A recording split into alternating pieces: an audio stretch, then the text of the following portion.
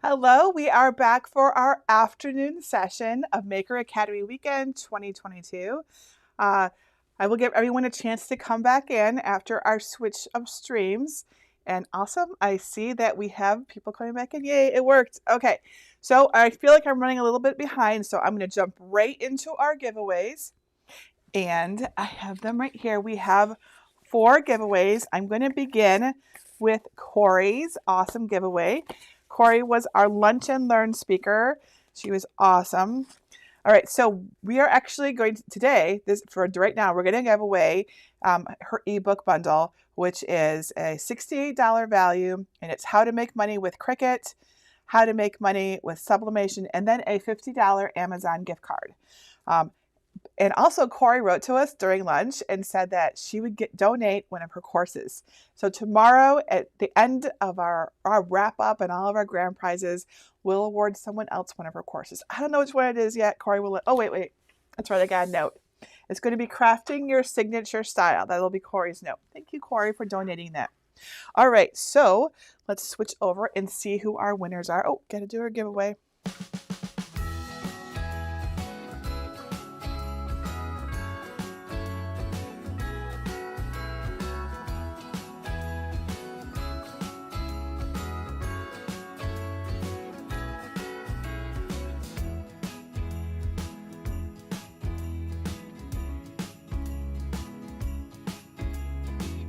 All right, so the winner of Corey's ebook bundle and the $50 Amazon gift card is Terry Solomon. Congratulations, Terry. We'll send you an email. Please reply within 48 hours. All right, our next prize is a 3-month subscription to the Creative Crafters subscription box. This is a craft box that comes to you with awesome crafts to make. This was donated by Becky Dykes. She's an awesome YouTuber, does lots of sublimation and other crafts. I'm sure you've seen her. Thank you, Becky. So the winner of the 3-month subscription box is Susan Tracy. Congratulations, Susie. We'll send you an email. Please reply within 48 hours. All right, our next prize is a JenniferMaker.com, not .com, actually there's no .com here. It's our Bearly Art glue set. My favorite glue. I love this stuff. They made this special set with our sunflowers and a little Jenny on it. And this is one of our prizes. We're giving away a bunch of these this weekend. This is really cool. If I saw yesterday someone asked this question and I didn't answer it, so I'm going to do it right now. If you want to just buy this glue with this cute label, you can, and it's at jennifermaker.com right here /bearlyart. And if you put in Jennifer Maker as your discount code, you save 10%. All right, so the winner of the Bearly Art glue set is Martha Snodgrass. Congratulations, Martha. We'll send you an email. Please reply to us within 48 hours so we can get your address and send you this awesome set. And I do want to note that the one that you can buy, this link here is this one so that you're not surprised. This one and the precision tip. It's not like that cute little gift box. That cute little gift box was made just for our giveaway by Bearly Art. But we bought them. They didn't just donate them. They would have, though. We just declined it. Because you know me, I like to buy my own stuff. Okay. And then we have our Cricut. Let's just show you what this is. So this is the Cricut Easy Press 2 and Infusible Ink Bundle. The infusible ink will be perfect for our ornament project tomorrow. Okay. So this has the 9x9 inch Easy Press, infusible ink markers, infusible ink transfer sheets, heat-resistant tape, the 12x12 Easy Press mat, and it also has a scholarship to Design to Shine Cricut College, the Platinum tier. So this is actually super awesome. I didn't even realize that. That's cool. All right, so the winner of our Easy Press bundle and our scholarship is Darlene Strinman. Congratulations, Darlene. Watch for an email from us and then reply within 48 hours to claim your prize. Yay, awesome. Okay, so I really need to, I wanted to answer some questions, but I'll need to that off a little bit because we're running a little bit behind. I like to stay on schedule. So I'm going to go to intermission now while we get set up for our candy holder. So I'll see you in a few minutes.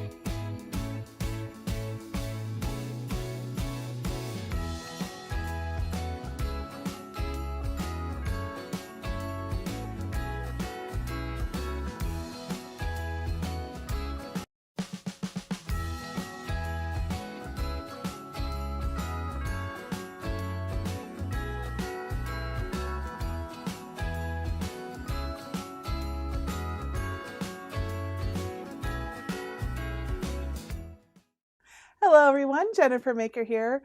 I am super excited to show you how to make candy holders that are reclosable. Let me show you what I mean. So let's switch over. You can see I have a lot of them sitting out here. So let's get them so you can see them all. We have 4 designs for you.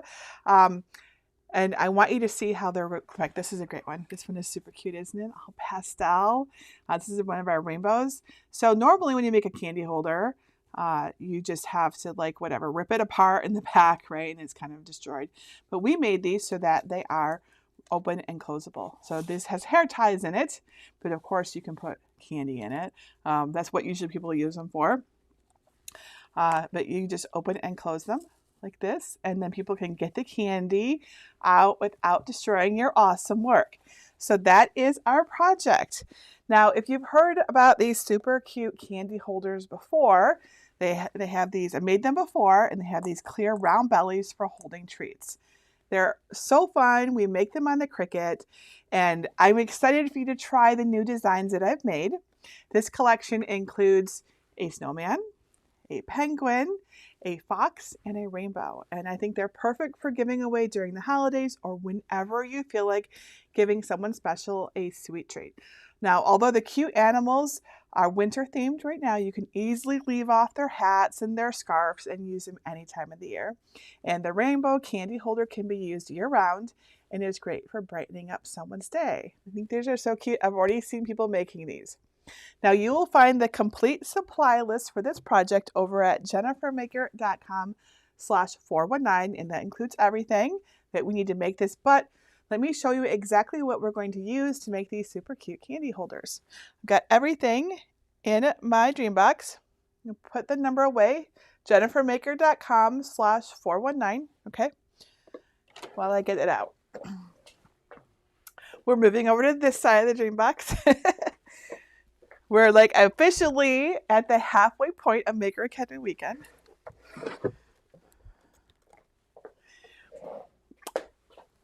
All right. So let me get out my supplies. And we're gonna go through everything together. Got the candy. I love gum. We need to have some of that later. All right. Now, I also want to note that in the design, you will find a project reference sheet. You'll find this in several of our designs that have pieces. So we label things for you. So always look for that if you ever feel lost about which piece is which. So this is part of the design file. Okay. Let's clear a little space here so we can see all of our stuff. So we are going to start with paper. That shouldn't surprise you. This is a paper craft. So we'll use several sheets of 12 by 12 inch, 65-pound cardstock. Quantity depends upon the design you want. I used white, red, marigold, black. There's some teal in there, whatever colors you want to use. Okay, so that's our first thing. You could use a heavier weight cardstock, absolutely. I know that you'll ask me about that. All right, so the next is our plastic domes. We're going to use 1/2 of a 3.14 inch plastic dome.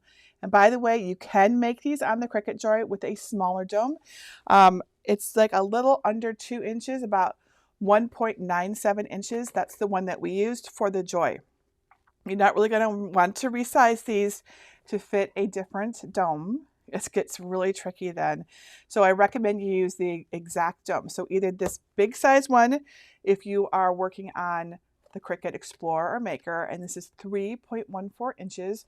Again, this exact one that we're using is linked in our supply list, or if you're making these on the Cricut Joy, you'll want the 1.97 inch domes. All right, okay. All right, next, in addition to that, we need glue. Yes, so paper craft, so I am using my favorite glue, Bearly Art Precision Craft Glue. It works really well. I highly recommend it. A spatula, and a brayer will come in really useful. And then I am using my Cricut Maker 3, but of course you can also use the Cricut Explorer 3, the Cricut Explorer, the original Maker, and even the Joy if you use the special Joy size version that's in the file and that 1.97-inch plastic dome I mentioned. And then of course you need the design. So let me show you where to find the free candy holder design files and then how to cut and assemble them. And before I go to the video, because this I know is already, many people on our VIP pass holders, of course, have tried to make this, and I know many of you have been successful, but a few of you haven't been. So I have some special tips after the video on things that you can do if you're struggling with this. So stay tuned for that, okay? Let's start. Step 1, get my free candy holder designs. Go to jennifermaker.com/419 and look for libraries in the red bar at the top. And then either click Get a Password if you don't yet have one, or click Enter the library. You can find the designs on the page by searching for design number 419 and then click it to download the zip file. You can cut these designs by hand with the printable PDFs, but it's much easier to use the SVGs with a Cricut cutting machine. My collection includes designs for a snowman, a penguin, a rainbow, and a fox. I'll demonstrate how to cut and assemble the fox, but the steps are the same for the other designs. To begin, upload the SVG file of your choice to your design software. If you're not sure how to do this, go to jennifermaker.com/svgs to learn how to unzip and upload files. Step 2. Prepare the candy holder designs. Here is how my fox design looks on my canvas in Cricut Design Space. You can zoom out to see all of the design by clicking on the minus sign on the lower left. If you'd like to make a fox without the Santa hat and mittens, just click those shapes in the Layers panel and delete them. I'm going to keep them though because they're cute. These designs are sized to fit half an ornament that is about 3 inches in diameter, so don't resize the files or they won't fit. Step 3. Cut the candy holder layers. When you're ready to cut these candy holders, make sure you have the correct machine selected in the top right and click Make It. On the Prepare screen, set your material load type to On Matte. Set the material size for each color to reflect your materials. I'm using 12 by 12 cardstock for everything. You can use glitter cardstock for the holders, but don't use it for the iris. The mechanism won't move smoothly if you use glitter cardstock because of the texture of the paper. Then click Continue. On the Make screen, set your mats to medium cardstock with more pressure. Add the first mat's material to a green standard grip machine mat face up and adhere it well with a brayer. Make sure your fine point blade is clean and in clamp B. Load the first mat into your Cricut and press the flashing button to begin cutting. When the cut is complete, unload the mat. Flip the project over and gently peel the mat away from the material to avoid curling and ripping. Use a spatula or a weeding tool to gently lift the delicate parts and avoid hurting them. Place the pieces face up on your work surface so it's easy to layer them in the next step. If you run into any issues cutting your materials, be sure to check out my Cricut tips and tricks for cleaner cuts at jennifermaker.com/CricutBlades. Repeat with the rest of the mats until all of the cutting is complete. Step 4. Assemble the candy holders. Let's begin with the iris, which goes on the back of the holder and allows you to open and close the holder without hurting or ripping it. It is awesome paper engineering. That's exciting, but the iris can be tricky. My best advice is to go slowly and test its movement as you go. Place the iris base face up in front of you so that the rectangles on the left half all have bump outs nearby. Think of it as a clock face. The rectangle at about 2 o'clock will also have a bump out, but 4 o'clock will not. Take an iris arm piece and hold it so the T-shaped tab is to the right. The curve should have the same as that of the circle. Carefully slide the T into the base's rectangle at 2 o'clock. 1/2 at a time. Fold the small tabs on the arm's rectangle up to create a boxy U shape. If you have trouble lifting them, a spatula helps here. Repeat with the other iris arms, going counterclockwise around the base. Move the last arm's pieces free end out of the way to insert the last T-tab, then shift it back into place. After you're done, all of the iris arms should overlap each other in the shape of a circle with their free halves visible. Hold the iris lever face up and align it over the base and arms so its bump out is at about 4 o'clock. Adjust it and the arms so the folded tabs will feed up through the holes in the lever. Now be gentle, patient, and keep the bump out at 4 o'clock. The iris might not close fully if the lever isn't attached to the base in the correct spot. The tabs might get harder to push up through the holes as you work around the circle, so use your spatula between the layers to poke them through. If the lever gets out of place, put it back before continuing. Once all the tabs are through, press them down to hold the lever in place. Now this is very important. Be sure to test if the lever moves freely and enough to open and close the iris now, not later, but now. It might not completely close, that's okay. If the lever looks like it will hit one of the base's bump outs before the iris completely opens or closes, the lever might not be secured in the right spot. But it's okay. Just gently unfold the tabs, keeping it in place, and lift the lever piece off. If the lever hit a bump at the bottom, rotate it counterclockwise just enough so that each hole lines up with the next set of tabs on the base. If the lever hit a bump at the top, rotate it clockwise the same amount. Try folding the tabs and test the lever movement again, and it should work better. Flip the assembled iris pieces over so you can see the T-tabs sticking out of the rectangles. Fold the tabs toward the center of the base. I placed the tip of my fingernail at the base and then folded the tab back over my nail. A spatula would also work. It's best if they are folded right at the base of the crossbar because they may not move freely if they're folded unevenly. Now add a thin line of glue to the base in between each rectangle, running from the outer edge to the inner. Lay an iris cover face up over the glued iris assembly and press down where you added the adhesive. Make sure the curved edges line up. Flip the iris assembly over and grab the other cover piece. Place the assembly so the lever's bump out is at 3 o'clock. Lay the cover piece on top so the edges line up. Make sure the bump out pieces from the base are even. Place a bit of glue on the tip of the bump out at 12 o'clock and gently fold it down to touch the cover piece. Slide it toward the outer edge to create a bit of space between the fold and the edge of the iris. You don't want the bump out to be folded flush against the outer edge or the iris won't move freely. Hold it in place to set. Repeat with the bump out at 6 o'clock. Then work around the base clockwise, making sure you don't fold or glue the lever piece.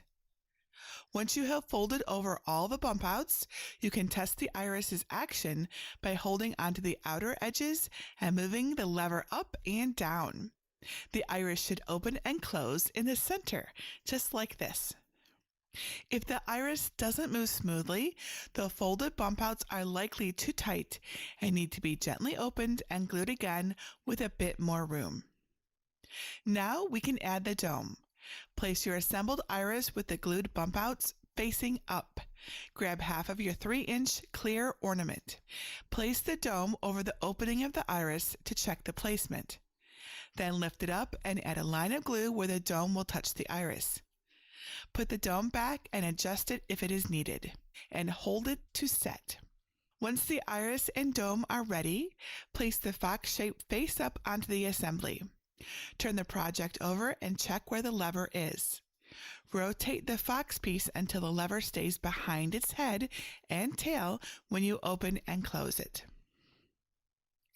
Without letting the iris shift, place the project back down so the fox is in the correct orientation. Now take the fox piece off and add glue to the front of the iris assembly. Lay the fox piece back down in the correct orientation and adhere it to keep the parts together. Assemble the fox's hat and mittens by placing the white pieces face up. Then glue the red pieces on top of the matching shapes, lining up an edge so that an even trim of white is visible. Place the arms piece face up, glue the correct mitten onto each paw area, and let them dry. Flip the arm assembly over and add a bit of glue to the bridge. Place the arm assembly over the dome so that the arms hug the sides and the central bridge between them is centered under the fox's head. The straight bottom of the bridge should also touch the dome, and press it in place to dry.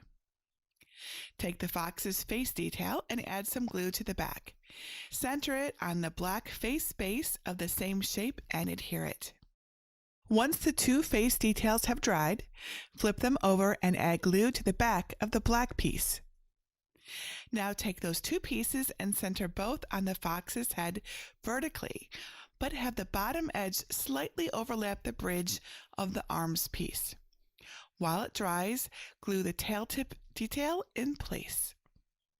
Hold the fox's white ear pieces face up and glue them in place so there is an even trim of fur around the sides and the top.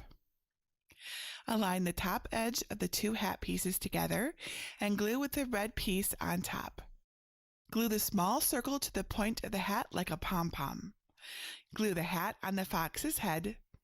The hat's side edges will just cover the inner ear parts. Grab the paw pieces and the matching shapes without cutouts. Glue them together with the color showing through the cutouts. Then glue each paw onto the base of the fox so the inner edges touch the dome. To finish the assembly, flip the fox over and grab the last piece, which we'll use as a stand. We don't want the stand to interfere with the lever, so slide it all the way from side to side to note the full range of motion it needs to open and close. Add glue from the edge of where the lever stops when it is open and closed to about 1 inch above the bottom of the base on either side. Hold the last back piece face up and align its flat section with that of the fox and press in place to adhere it. Once the glue dries, slightly fold up the unattached area to make some space between the bottom pieces to form the stand. And if you want to make the other super cute candy holders, I'll show you how to place all of their pieces. Glue yours as I go over the process. Let's do the snowman. Use the same steps to make the iris and attach the dome.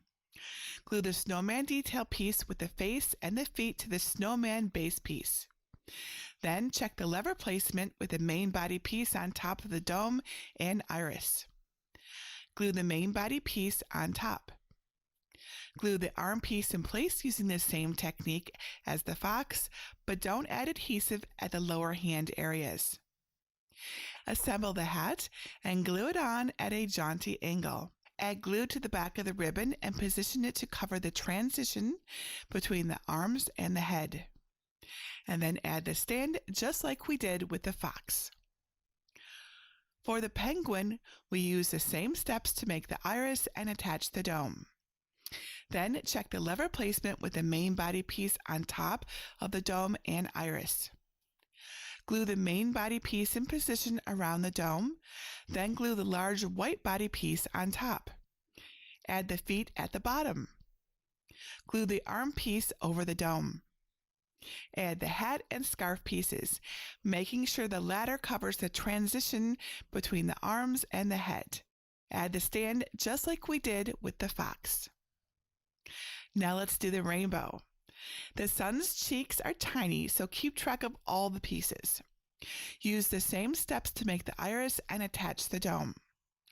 Grab the main cloud piece and glue the red circle on top, followed by the orange, yellow, green, and teal rings. Then check the lever placement with the decorated main cloud base. Make sure you have the front cloud piece face down and add glue. Then line its bottom up with the cloud base to cover the lower rainbow rings. add glue to the back of the sun face and put it on the sun back piece. Then add the cheeks and glue the sun to the left of the rainbow. Add the stand just like we did with the fox. To fill the domes of your candy holders, place the holder face down on a clean surface and open the iris all the way. Then add wrapped candy, a small toy, pom-poms, anything else that won't get stuck in the iris or escape through the small hole. And that's all there is to making these awesomely cute and adorable candy holders. Now, I've seen questions about the candy holder's iris, and I never want crafting to be stressful ever. It should be fun. Any design with moving parts is really paper engineering, as I mentioned, and it's truly amazing what you can do with just paper and glue. But the candy holders do take more precision than normal projects. That's why the design dimensions and size of the dome and the paper choice are really important. So first, resizing cut files can have surprising effects and not always happy ones. It might look like the lever still has space to move or the eye should still close tightly, but increasing or decreasing their proportions might change things just enough to cause troubles for you. That's why I encourage you to keep the candy holders at the original size. And it's really difficult to adjust just the middle to fit a different size dome, so I don't recommend trying it unless you're up for a challenge, of course. Now, we did find smaller domes and designed a second version of the candy holders to fit those for the Joy, or if you just want a smaller one, so that you can do that if you want. There's two sizes here. Now, second, getting the creases and glue placement right on the iris is really important, but it's difficult to get the perfect balance of stability and play. I get it. For example, when it's time to glue the iris covers on, be careful that you don't get the glue too close to the T-shaped tabs or they can get stuck. Our photos and videos are meant to help, but yours may look different, so I encourage you to do your best. And I so wish that I could just be in the room with you to keep adjusting the pieces until they're perfect for you, but virtual reality is not quite there yet. One day I hope it is. My best advice is to cut a few copies of the mechanism in the same type of paper and practice without the pressure of a finished item in mind.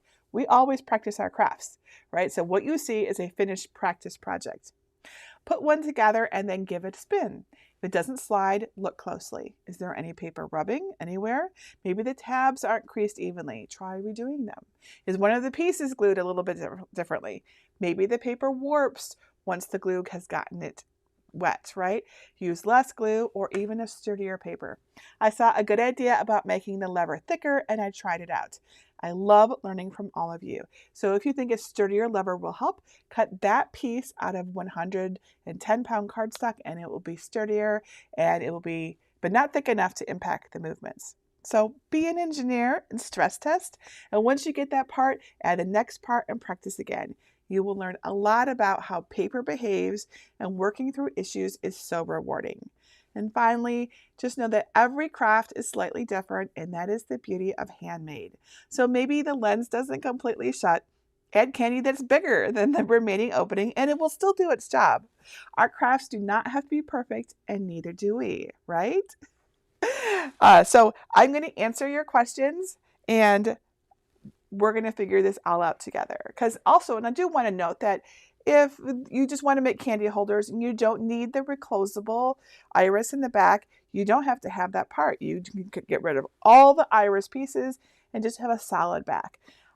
Another thing that you can do, and I did this for my gnome candy holders, I think, or was it my ones in the spring? I've made several of them.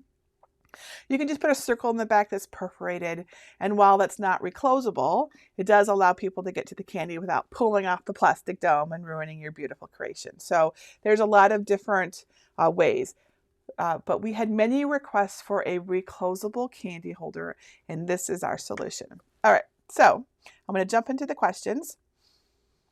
Kristen says, can the iris opening be used on last year's gnomes? It can be, but you'd have to resize the gnomes to get it to fit, right? So you'd have to resize the gnome itself, and then you'd have to get that opening into the back of the gnome. So it would require some design work on your part.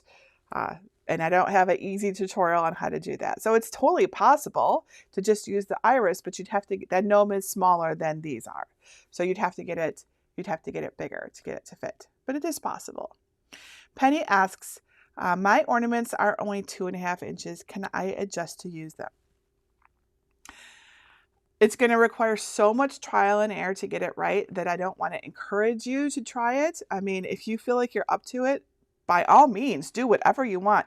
I am always happy with anyone adjusting my designs, just so everyone knows.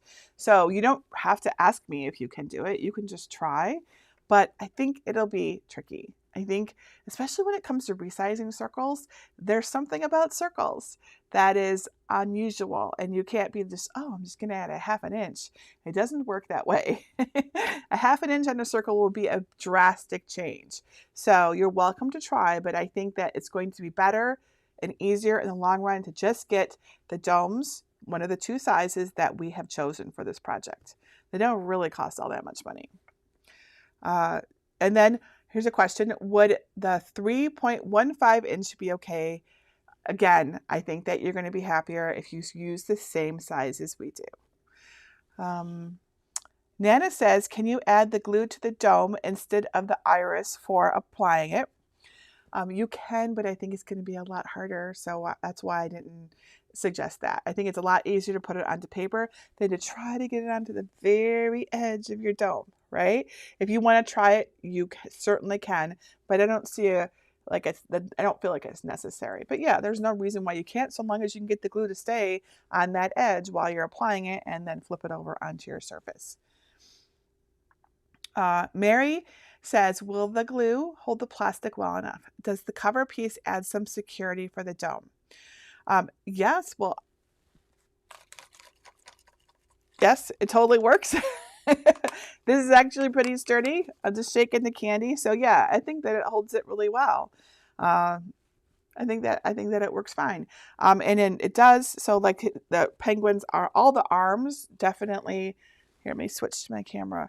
So you can see how the arms come over the dome, and it does definitely kind of hold it in place. It's intended to be like the penguin is holding his belly full of candy, but I suppose in a way it does also help. Also note how close the top of the candy holder comes there. I think that also gives it a little extra, it keeps it in place and doesn't move it around as much. So yeah, I would say yes. Terry says, could you cut the accent pieces out of vinyl to reduce the amount of gluing?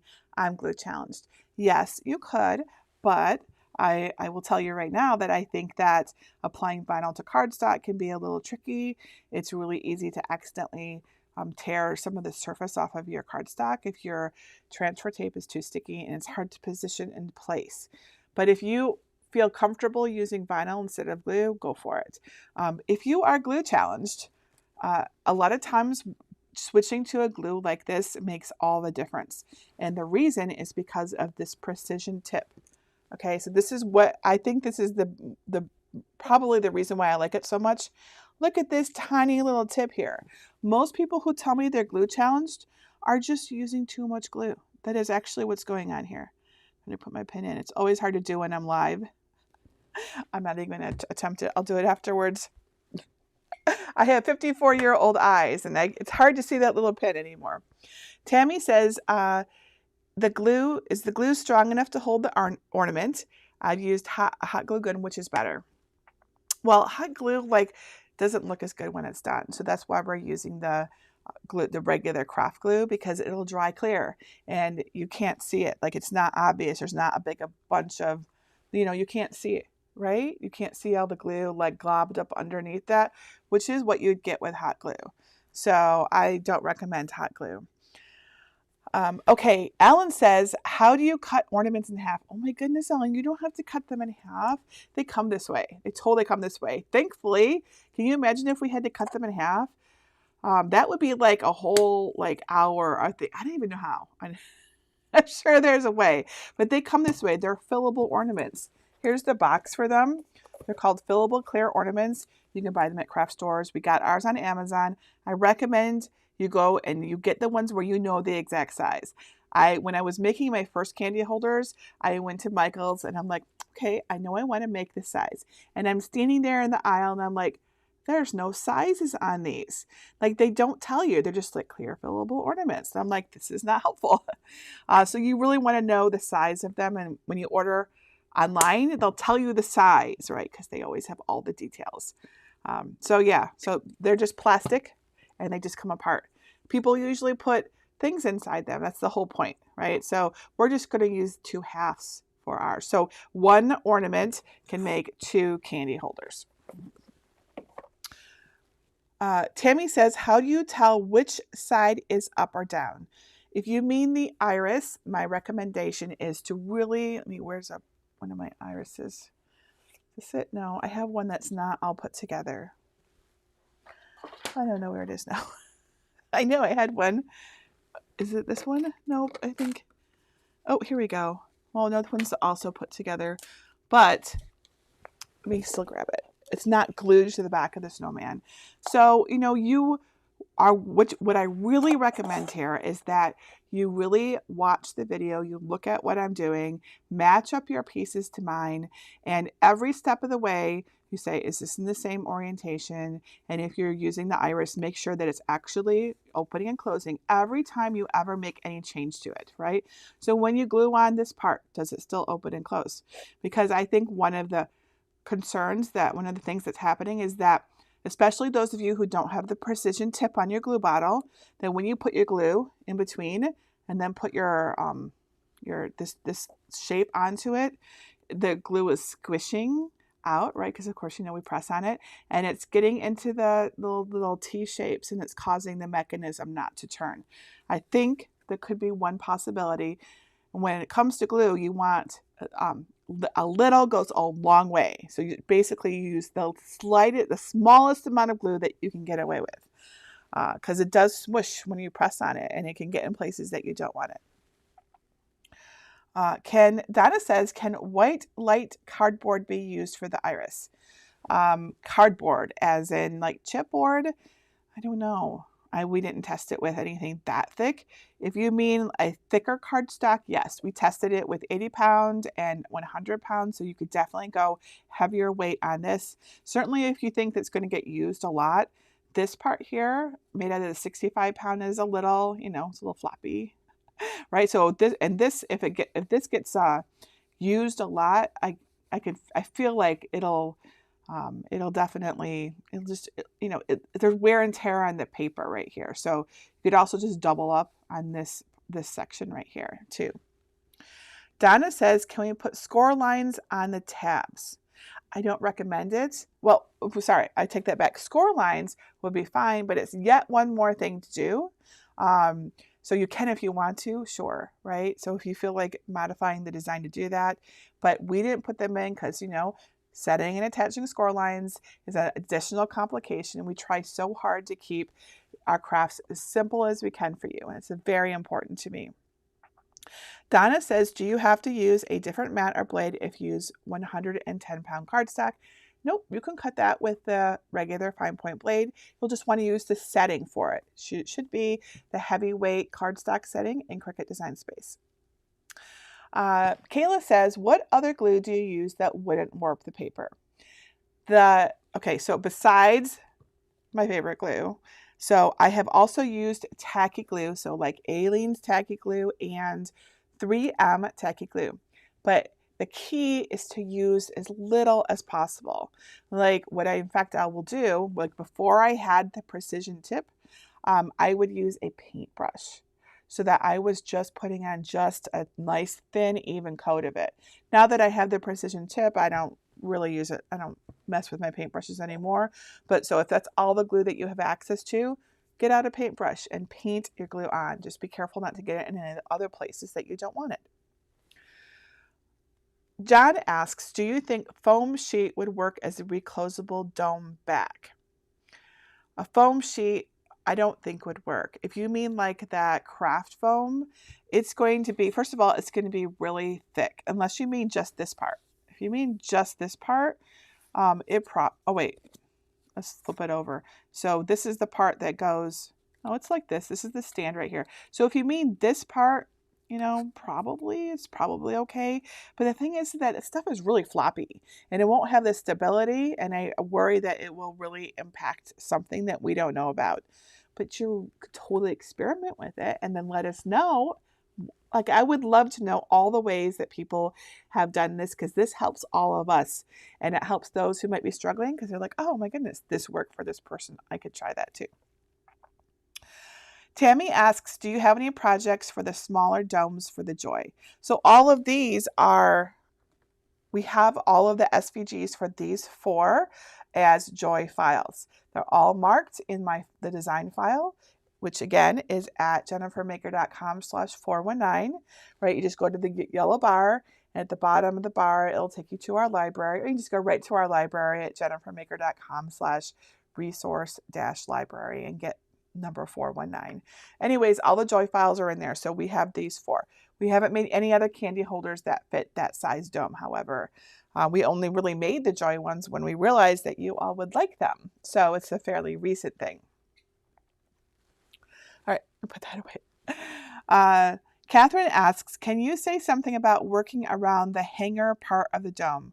I personally cut it off with a button shank remover. Oh, this part here.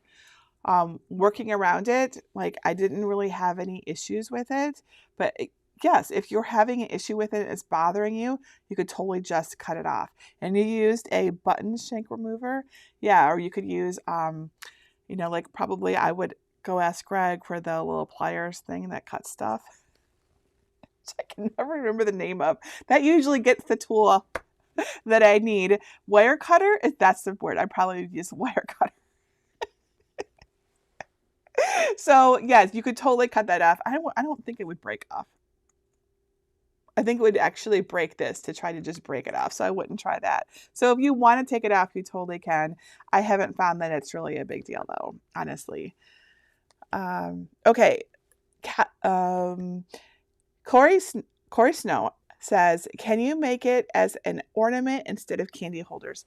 Yes, you'll just want to glue a hanger on the back of it. I'm sorry, not a hanger. I would glue like a piece of ribbon, and I would use hot glue in that case, I think, for ribbon, because ribbon is textured. It's usually not super crazy smooth, so the hot glue is a better chance to really stick to the top, and you just add it right to the back of these, and it would be an awesome ornament. My gnome holders from last year, they have a little hole in them for a hanger because I made it during our Merry Maker Mingle event, and it was all Christmas all the time back then. Audrey asks, can I cut 4 different colors of cardstock on one mat? Yeah, you sure can. I have shown this in a few of my tutorials. It's a little tricky. It takes a little practice. You just need to change all of those 4 colors to the same color in Cricut Design Space. And then you move the things that are the different colors to the 4 corners of your mat. And then you put your 4 colors of cardstock on your mat that match what you want those colors to be. So it's not like, oh, super, super easy, right?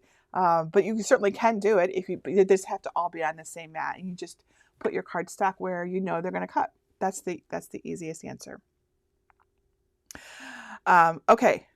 Oh, and I wanted to also show you the stand. I saw people say that they couldn't get their stand to work. So I want to note that my fox is standing here. There's nothing behind him. He's just sitting here. So I'm just going to show you real quick so that you can see. And this is filled with candy.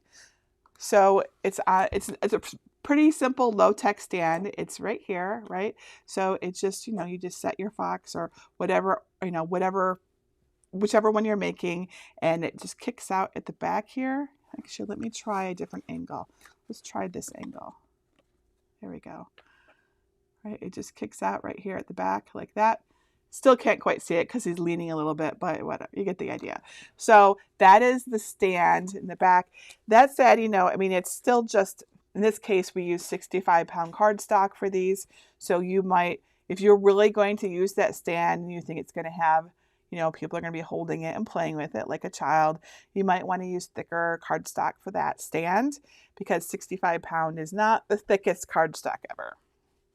Just a little tip there.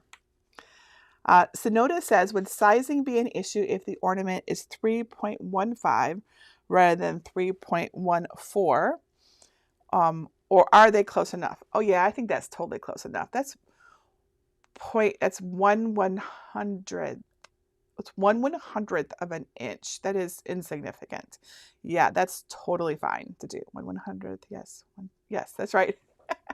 Making sure I'm saying that right. Yep, no problem there.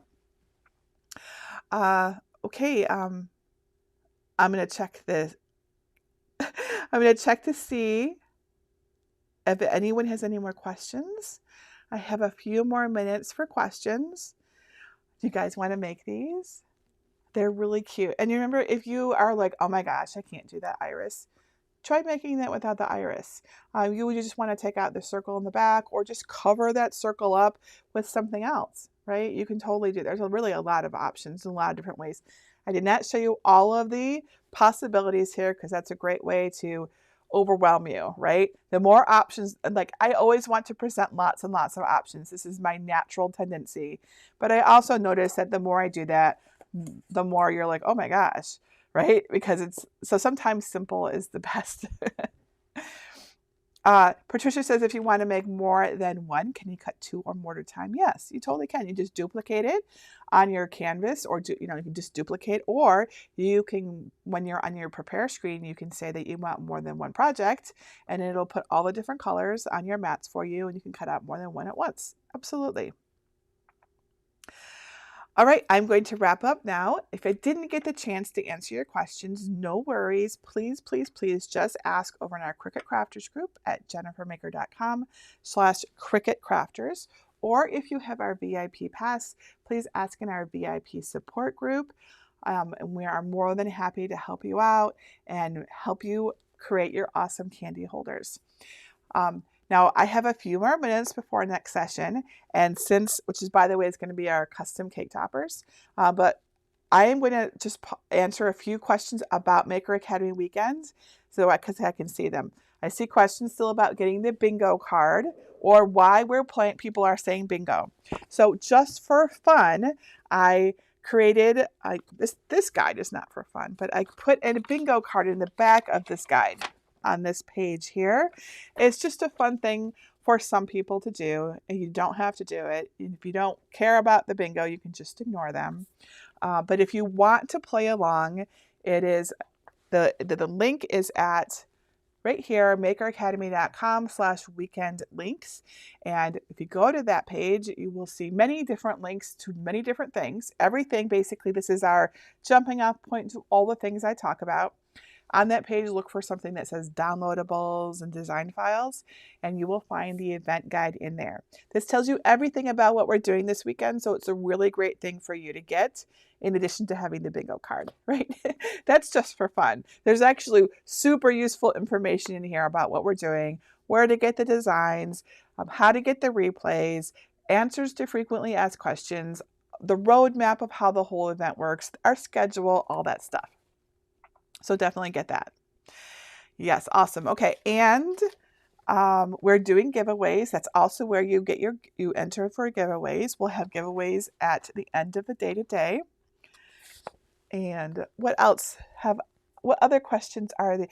Vicki is asking if you could do a back that's perforated, and totally you can. You just have a circle and it's perforated.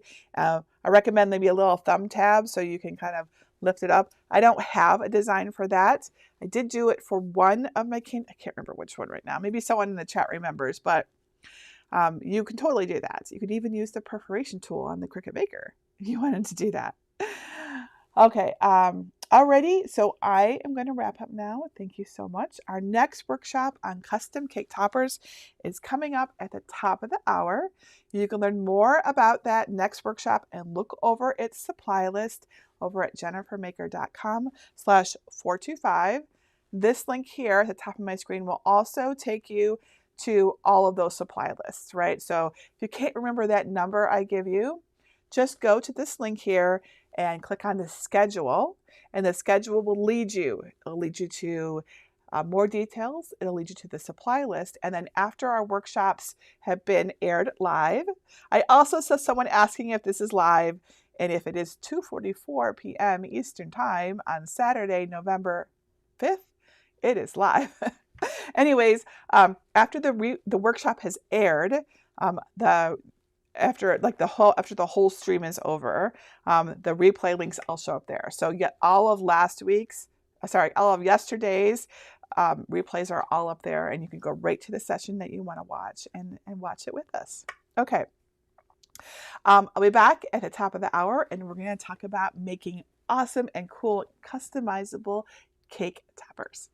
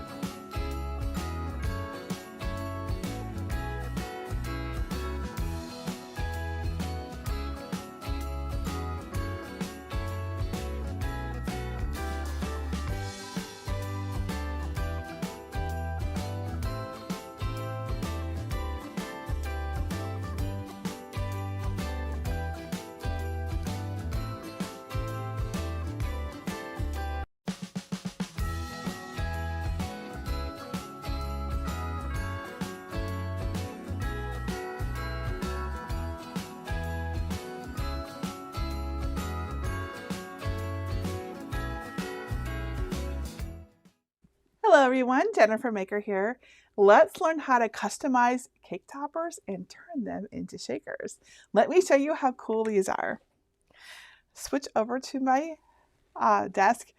Are these cute? So these are actually, they're 3-dimensional cake toppers and shakers.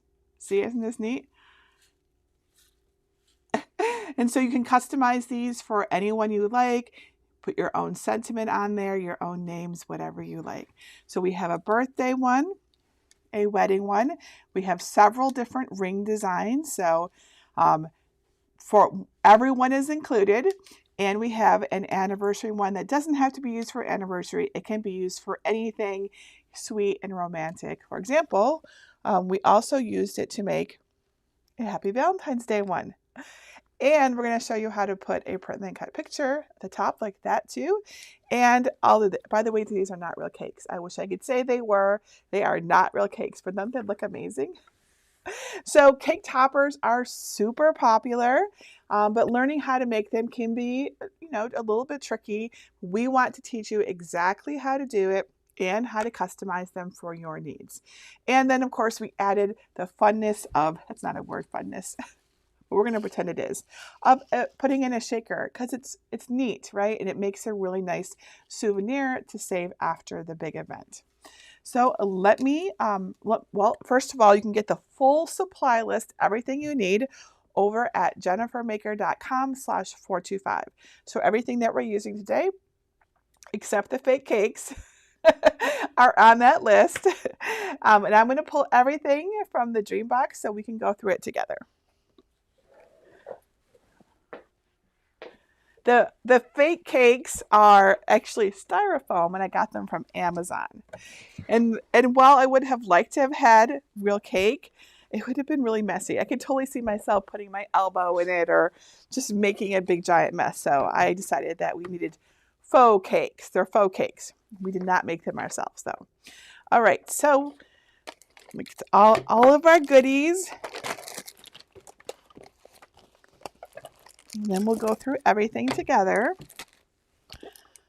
And of course, this is a paper craft, so paper is a big part of this. Let's move these out of our way so we can see everything that we're going to use. Glue. It's a lot of glue this weekend. Alrighty. And I'm going to go right through our project supply list. So we're going to begin with our acetate. So the acetate is what we're using to make the clear parts that you see. It's not on this one, sorry. Let's go back to our birthday one. Let me switch my camera over. So here are the clear part that we make the shaker out of is made using acetate. And I am using Cricut acetate. It looks just like this. And it works perfectly for making the shaker here. And it will shake. You just don't have to shake if you don't want it to. It can just be see-through and look cool, but we made them so that they can shake. All right, and our next item is the sticks to go into your cake. So you could use chopsticks, you could use bamboo sticks, but we actually got some really cool lollipop holders, and you can see them better here, I think. So they look really classy, I think, because this isn't something that you can usually find, and they're just this clear acrylic, and I think they're really cool. So that's what we used for these. And then of course we need our cardstock, so we're using as many paper crafts, you'll find just having some white 12 by 12 inch high quality cardstock on hand is super useful. So we're going to use that. And then we have this lovely foil poster board. Isn't that pretty? And some glitter, but you can use whatever you want. But these are the things that we chose to use in our project. So that, and everything is linked in the supply list if you want to find the exact things that we used. Let's see, and then the confetti. If you want to make the shaker part, we have lots of confetti. So the pretty gold and silver circle confetti. So this is pretty big confetti. And I know we have the other one here, and this one is even, if I can find it. I know. Oh, here it is. This confetti is really pretty. So it's this multicolor confetti. We use this for the birthday one. right? So, and remember, you could make your own confetti out of Cricut party foil and then just cut out whatever shape you want. I think that would be cool to do. And we'll want some double-sided adhesive tape, which I don't see right now, but we'll also want some glue. I also recommend hot glue. And this is the Cricut hot glue gun and the glue sticks for putting the sticks on the back of your cake holder. I find that it just works better and it's more stable than just regular glue. And then for tools, we are going to want, of course, our Cricut. So I'm using the Cricut Maker 3, which is I usually demonstrate on this one. But of course, you can also make this on the Cricut Explorer. What you won't be able to use is the Cricut Joy. These are too large for the Cricut Joy, and I don't recommend resizing them because of the detail. There's a lot of detail in these. So you can certainly make cake toppers on the Joy, but you'll need to use a different design. But what I'm teaching you in the workshop about creating offsets for text will really help you design your own if you want to make some. And, you know, a scraper, a brayer, a weeding tool would be useful for poking out the little bits as well.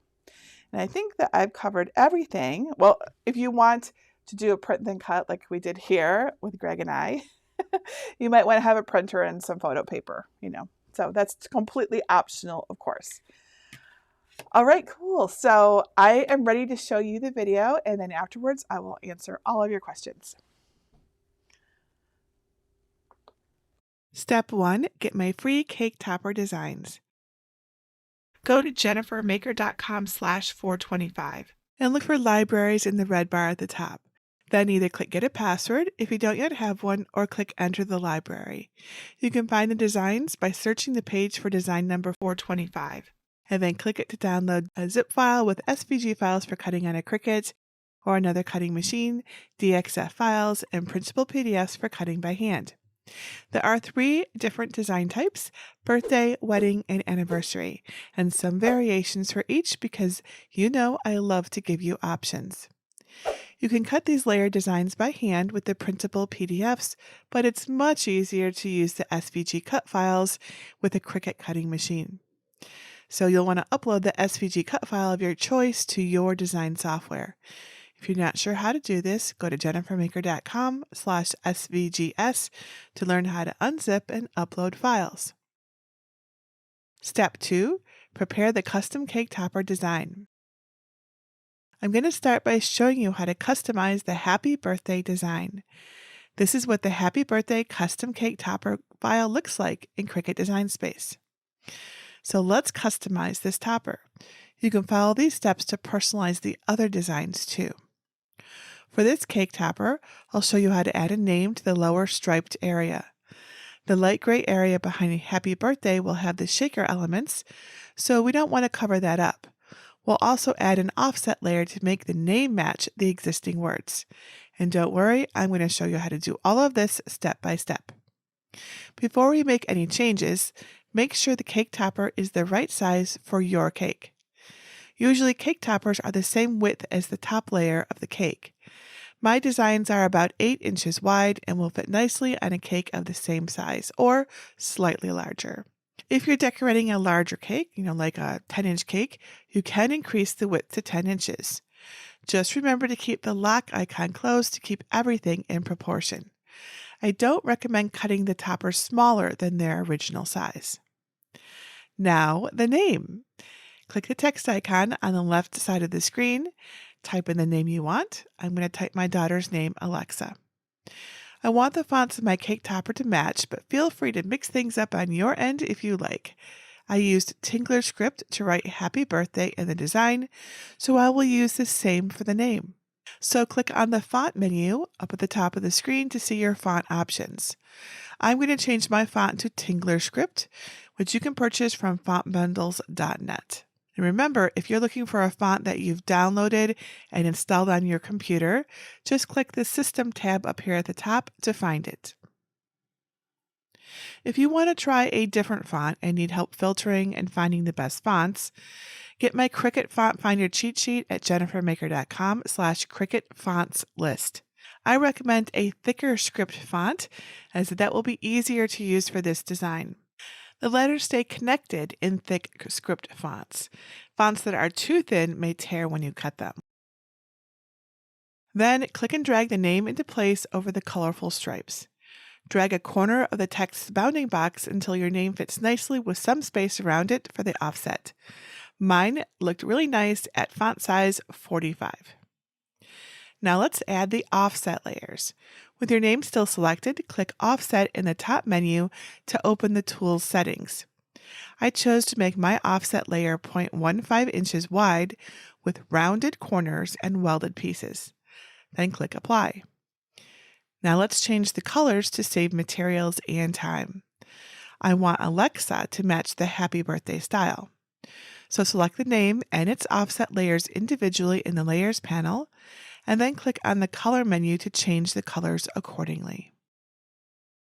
If your name looks a bit small or big for the design, hold down the Shift key on your keyboard and select both the name and its offset layer in the Layers panel.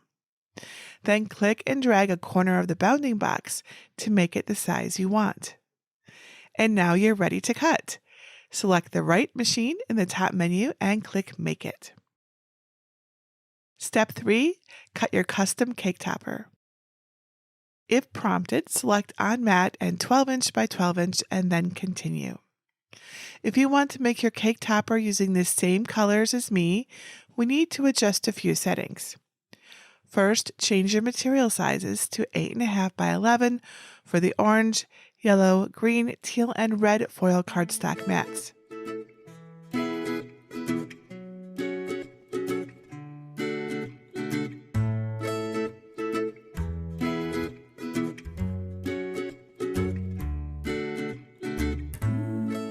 Right now, the oval base with the center cutout, balloon outlines, and the offset appear on my first white mat. I plan to make the base in regular white cardstock and the others in white glitter cardstock. Let's move the base to a new mat.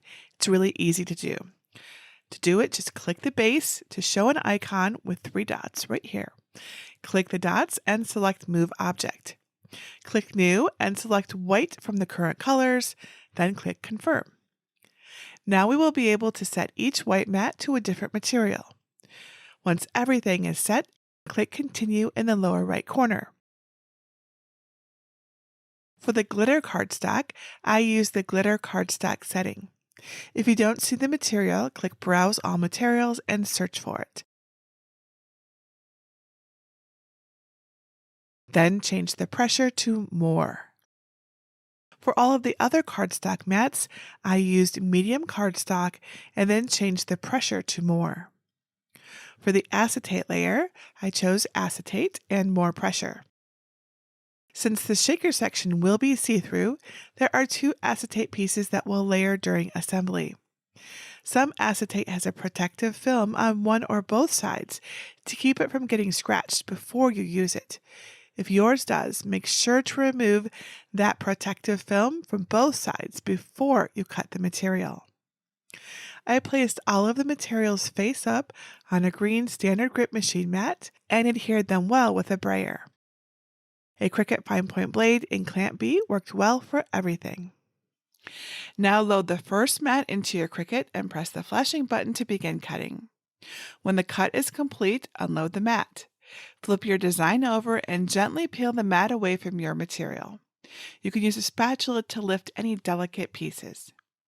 If you run into issues cutting your materials, check out my Cricut tips and tricks for cleaner cuts over at jennifermaker.com/blades. Step 4. Assemble your cake topper. It's time to put it all together. We'll start with the multicolored layers, then apply the shaker parts, and finally apply the top glitter layers and bows. Start with the red layer. I placed several small adhesive foam squares evenly around the front oval opening. The oval will be your alignment guide for all of the layers. Remove the sticky coverings on the foam squares and grab the orange layer. Carefully align the ovals and gently press the orange layer to secure it in place. On the orange layer, place the foam squares differently than you did on the red layer. Scattering the adhesive spots will make the layers more stable. Repeat the process of applying the foam squares and aligning the layers for the teal, yellow, and green layers. Once your layers are attached, they should look like this. Now we're going to apply the shaker part. Turn the assembled layers over. Use double-sided adhesive to attach one of the acetate ovals to the back of the red layer. Make sure you completely cover the open space. Once the oval is in place, apply double-sided adhesive around the entire edge of the acetate. It's important not to leave any gaps because this is where we will put the confetti and we don't want any to fall out. Now gently sprinkle in your desired amount of confetti on the center of the acetate oval. You can move it around with your fingers so it isn't piled too thickly in one area. Try to keep it away from the adhesive too. When you're happy with the amount of confetti, press the second piece of acetate to the adhesive tape.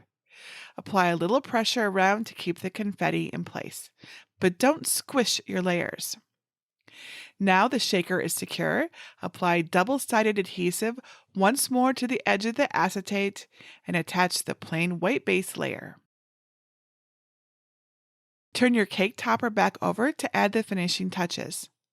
The foam squares are too big for the balloon outlines, so I'm going to use small dots. Lay the white glitter outline piece over the attached multicolored layers to see where it will attach to the green piece. Since this is three-dimensional, it will not adhere to the lower layers. Turn the glitter cardstock over and add the dots where you will want to attach it to the green layer. Even the dots are too big for some spots on a detail layer. I used my fingers to roll some into a little soft taco shape so it was easier to fit behind the thinner spots. You could also use tweezers if that's easier for you. Align the balloon openings and press the glitter cardstock to the top of the cake topper. Use the dots to attach happy birthday and the silver bows. If you chose to add a personalized name, also use the dots to attach the name to the white offset piece. Use foam squares on the back of the white offset to attach the name to the bottom of the multicolored stripes. And finally, we'll attach the acrylic sticks to the back of the topper. Place a thin line of hot glue to the top inch of one acrylic stick. Gently press it to the back of the topper, avoiding the shaker window. Repeat for the other stick, making sure they are about 2.5 inches apart, and extend the same amount past the bottom of the topper. And you are all done.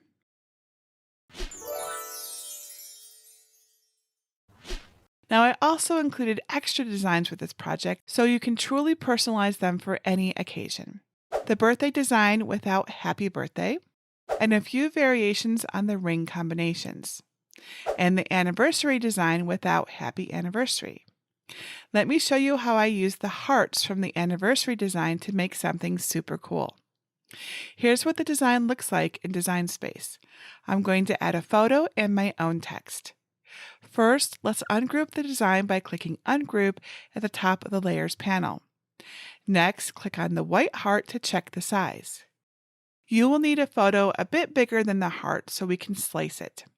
The heart measures just over 3 inches wide, so a 4x6 inch photo would be ideal, but you can make adjustments once it's uploaded. Make sure the image you want to use is on your device, then click Upload on the left. Click Upload Image and then browse to locate an image on your device. Click on the image and then click Open. For image type, select Complex and press Continue. I'm not making any changes to my image, so I will click Apply and Continue. Then select Print, then Cut Image, and then Upload. You should see your image under Recent Uploads, so click on it and select Add to Canvas. Now we will slice the image into a heart shape. It's easy, I promise. Let's hide all the layers except the white heart and our image. The white shape needs to be on top of the image to slice correctly. The picture needs to fill the whole space. Then select both the heart and the image and click Slice at the bottom of the Layers panel. There will now be 3 layers at the top of the layers panel that all say Slice Result. We want to keep the new heart-shaped images and delete the other 2. Pretty cool, huh? Now unhide the other layers. I'm almost ready to cut, but I want to make a few more changes. First, I'm going to change the gold layer to red. Click on that layer in the Layers panel, and then click on the little box just below and to the right of Operations, and select Red. Now I want to add text. Click on the text icon just like we did earlier and type your name or message. I'm adding Happy Valentine's Day.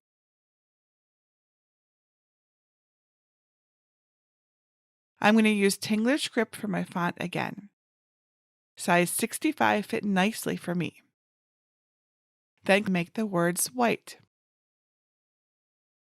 Next, add an offset of 0.15 inches like we did for the birthday name. I'll leave it black, but you can change your colors however you like. If you want to make the words a different size, select both layers and click and drag one of the corners of the bounding box to resize. When it's just how I like it, I'm ready to cut. Make sure the right machine is selected and click Make It. Almost everything from here on out is the same as the earlier cut, except for the Print Then Cut image. So click Continue and then follow the on-screen instructions to print your image. So click Send to Printer and make sure both Add Bleed and Use System Dialog are toggled on if you have those options. And then click Print. The System Dialog box might pop up behind the Design Space window, so you may have to minimize or move your window to find it. Choose your paper type and click Best Quality. And I'm going to use photo paper. Once the image is printed, add it to your mat to cut. Make sure you place the paper just like it looks on your screen. And it cuts into a perfect heart shape. And you can follow the instructions we went over earlier to cut and assemble the rest of your cake topper design and put it all together. Just treat the image as the top layer of the design. Isn't that just so fun? I love that you can totally customize these designs. The possibilities are endless.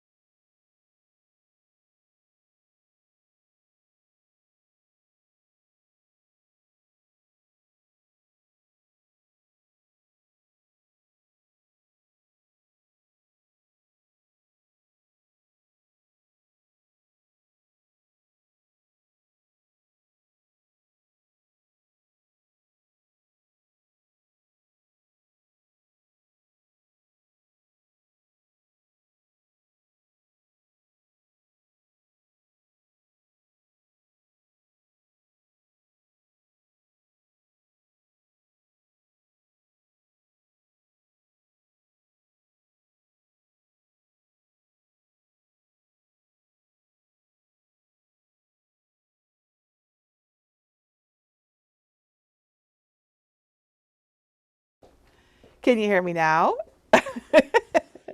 My mic was turned off and I forgot to turn it back on. That's the dangers of turning off the mic. Okay. Sorry, everybody. However, did you like the video? That was my question. And then I started answering questions. So I will start again. So that was really cool, I thought. These cake toppers are super cute. All right, let's jump into the questions.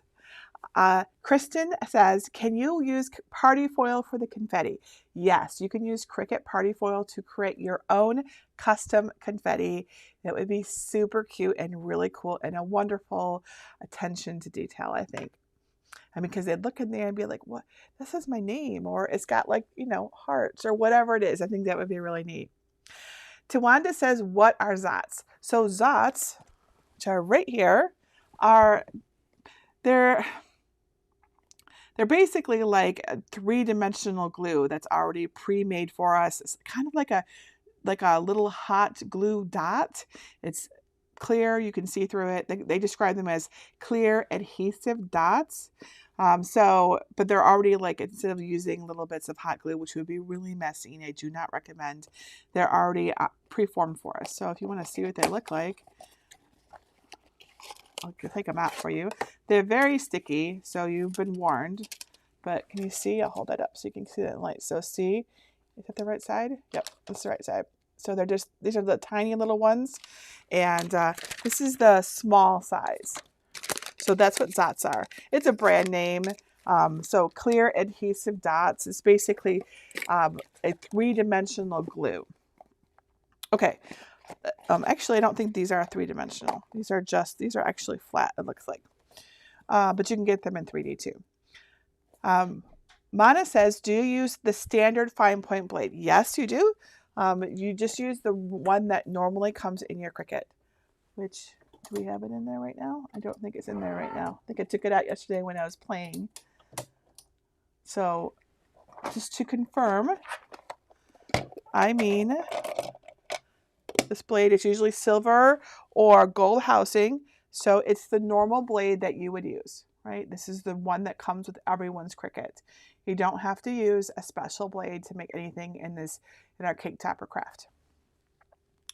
Kathy says, what is the DXF file? A DXF file is a digital design that for those who do not have the ability to use SVGs. It's just an alternate format, and it's specifically intended for Silhouette users who have not upgraded their Silhouette Studio software, because the free edition of Silhouette Studio does not allow uploading of SVGs the way that Cricut Design Space does.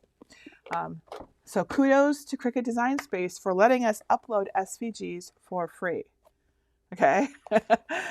Lisa says, why do you have to change the paper size? We need our Cricut machines to know what size paper we're using, because if it'll default to 12 by 12 inches. That's the default size.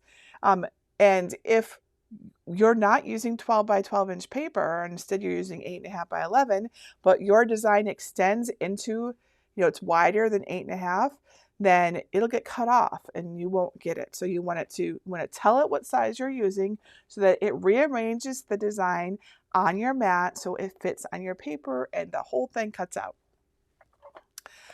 Laura Lee says, could the anniversary topper be turned into a pop-up card? That is a lovely idea. Where's our anniversary one? This is it right here. But I can't think of a simple way that I could tell you to do it, because it's really meant to be a cake topper. A pop-up card is actually a fairly complicated thing, and because it has to lay flat and then pop up. We have a pop-up card coming up as our last workshop of the day today. So, it is certainly, pop-up cards can be made by us, but we can't just take an image and say, oh, let's put it into a pop-up card, because they are definitely paper engineering. So I don't think this would be quite right. Certainly the design itself, but there would be more that goes into it to make it a pop-up card. Donna says that I don't recommend making the file smaller. Does that mean that won't work for cupcakes? Correct. I would not use this design for cupcakes. It'll be too top heavy if you make it. And I think it would be difficult to cut out, and it would just flop over. You want something simpler for cupcakes. Generally for cupcakes, we use basic print then cut files. So it's pre-designed in a image, and then we just print and cut that out. We put some sticks on the back. Usually one stick is good enough, right? And then we put that right into the cupcake. So it's actually pretty easy to make cupcakes, cupcake toppers, in my opinion. Let's see, Laura says, do I need to purchase 5 or more mats every time I want to make something? No, you don't. Definitely not. You can keep using just one mat. I usually use just one mat when I'm making something. You just, you cut it on one mat, you take it off, you put your next color, your next material on that same mat, and you put it back in your machine. The only time I ever use more than one mat is when I am in a hurry and I don't want to take that extra time in between unloading and loading that it requires. And so I'll just have 2 mats. And so I use the second mat to get ready, so that when that first mat is done, I unload it and I put that next one in, and it starts cutting or doing whatever it's going to do. And then I can unload the first mat, and then I just rinse and repeat, and it speeds up my project. Otherwise, no, you don't need any more. You don't need any more than one mat or anything like that. Laura Lee also asks, can you cut acetate on the Cricut Joy? I don't know. I'm not sure that I've ever tried that. I suspect it would be okay though. I don't know if there's a material setting for it though. That will be the biggest trick. So if there's not a material setting for it, you'll have to experiment and just do some test cuts until you find that it's testing all the way through. You can always go right into your custom material settings. Let me hop over to Cricut Design Space. This is something everybody should know about. So here we are in Cricut Design Space. And if you come up here to Manage Custom Materials, and I'll select, I don't have my Joy hooked up right now, so I have to select my Maker 3. You have to have your machine turned on when you use your custom materials. So we're just going to use this. So, but this part will be the same for all of them. Come down here to the very bottom and do Add New Material. And you can always create your own custom material. You can choose how much pressure it has, what blade it's going to use, just the fine point blade in this case. You can create a material for it, right? So, and I can't just say, oh, just use the same settings as the Maker because they're different machines. So I wouldn't do that. They're not the same thing. But everyone should know how to, let's see. Do I want, yeah, I want to, oops, I need to say yes. I can't talk and click at the same time. Everyone should know how to add a custom material because the Cricut gives you so much option to like modify your materials. You don't have to just use whatever settings they've given you. You can make your own settings for things. I do it all the time. All right, next question is from Mel. What is the difference between using the fine point blade versus the regular blade for this process? Is it just better precision? The fine point blade is the regular blade. That's just the name of it. They don't call it the regular blade. They call it the fine point blade. So we try very hard to use the same terminology as, whatever the product developer, product manufacturer, their term. I try to use that because when you go to buy something or use something or whatever, and it doesn't match, it can be confusing. So Cricut calls the silver blade, which I put away already. This is the fine point blade. All right. In fact, let's just go over these together. All right. So this blade comes with your Cricut. The Joys looks a little different, but it also comes with the fine point blade. Okay. So this is it. And then you can also get the deep cut blade. This is in a black housing. You can also buy a fabric blade for the Explorer. It works in the Maker, but it's intended for the Explorer. It is, as far as I can tell, the same as this blade, just in a pink housing instead. And then this is the foil tip that works in the Maker and Explorer. There's also, is that true? Yes. There's also one that works in the Joy, right? It's different. And then these are the Maker tools here. I don't have them all out, but the Cricut Maker has different tools. And these, right below here, are the tips for the quick swap housings on the Maker's tools. This is a super cool blade case, by the way. I really like it. Cricut sells it. And because I like how you just put your blades in here like this. Isn't that neat? You can get this over at the Cricut shop. And by the way, if you use I have a Cricut discount code, it changes a lot. But if you go to jennifermaker.com/Cricut discount, you'll get my code and you can save 10% off if you would like to get it. All right. Next question is from Donna. Can you use dots instead of foam squares? Honestly, you can use whatever you like and works. But if you're trying to get depth, the foam squares will give you depth, right? So the foam has like a little lift on it, and that's what you're seeing. So let me give you a close-up. It gives you that three-dimensional look, right? If it was just flat, you would get something that looks like this. This one's not put together. I was just playing with it during the video, but it would be flat.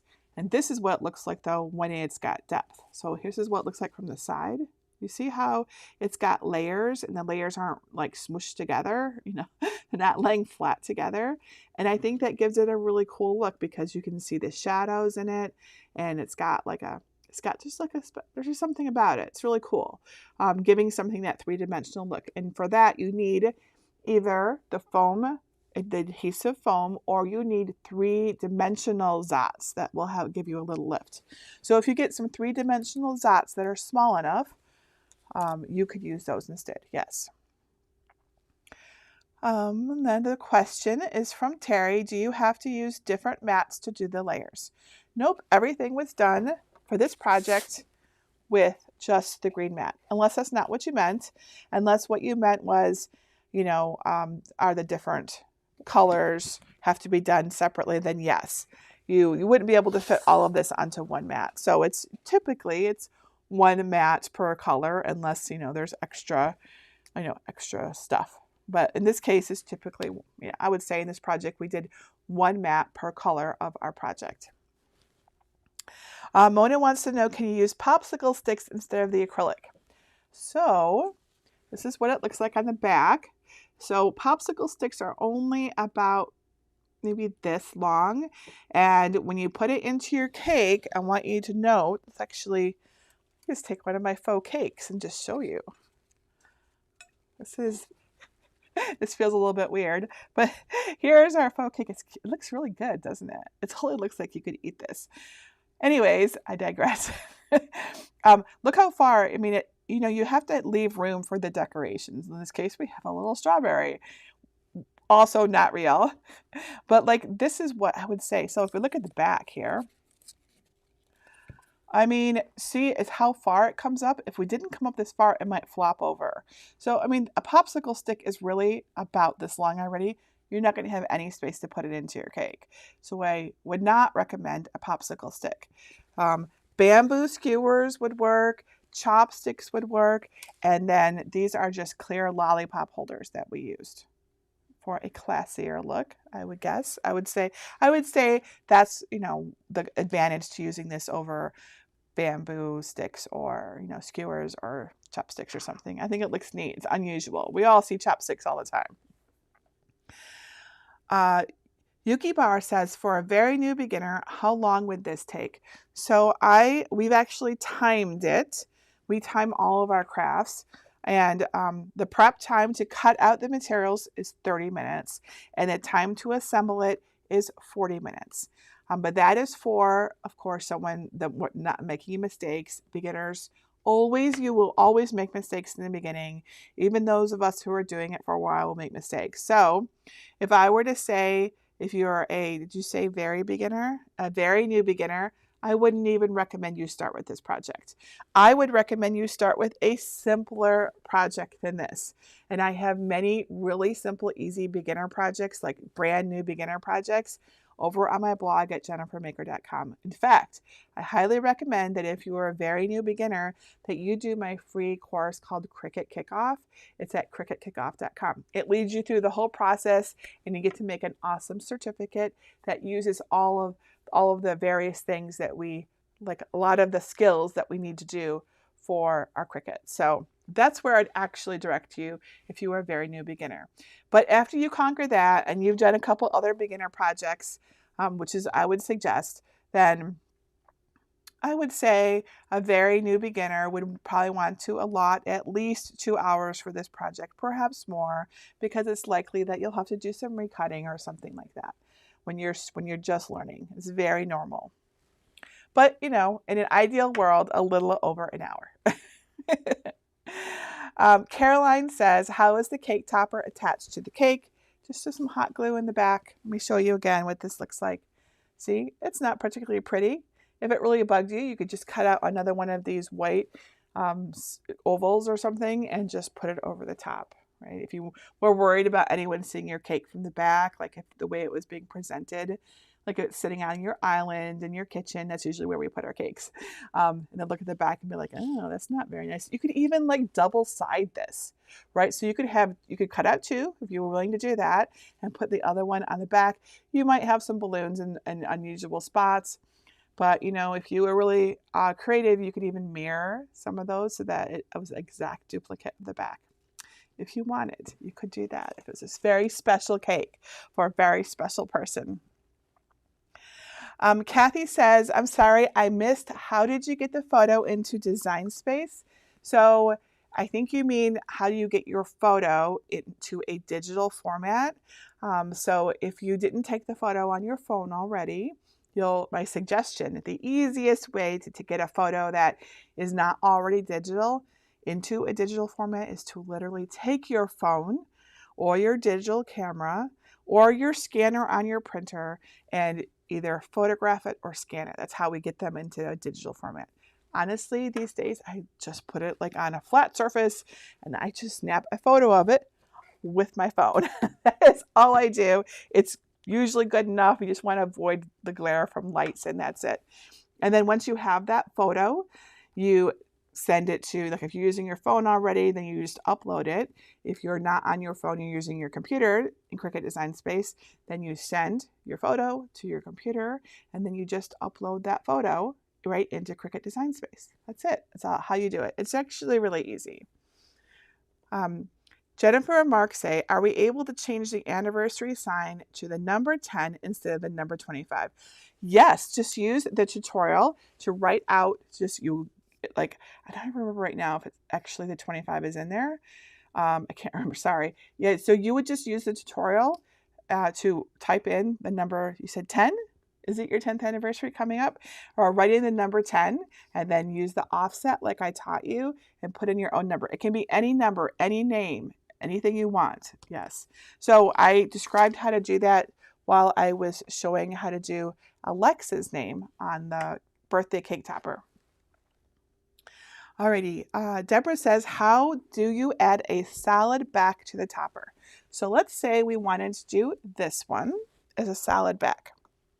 So this piece right here, you would duplicate it in Cricut Design Space, and then you would you'd select it. After you've duplicated, select it, and then click the contour tool, and then contour, just select this inner circle, and then click, the close button, and then you'll find that you just have an oval, and then you can just put that right on top. So now you can't see through it if that's what you want to do. So you can always use the contour tool to remove any details that you don't want, like a hole in the center of an oval.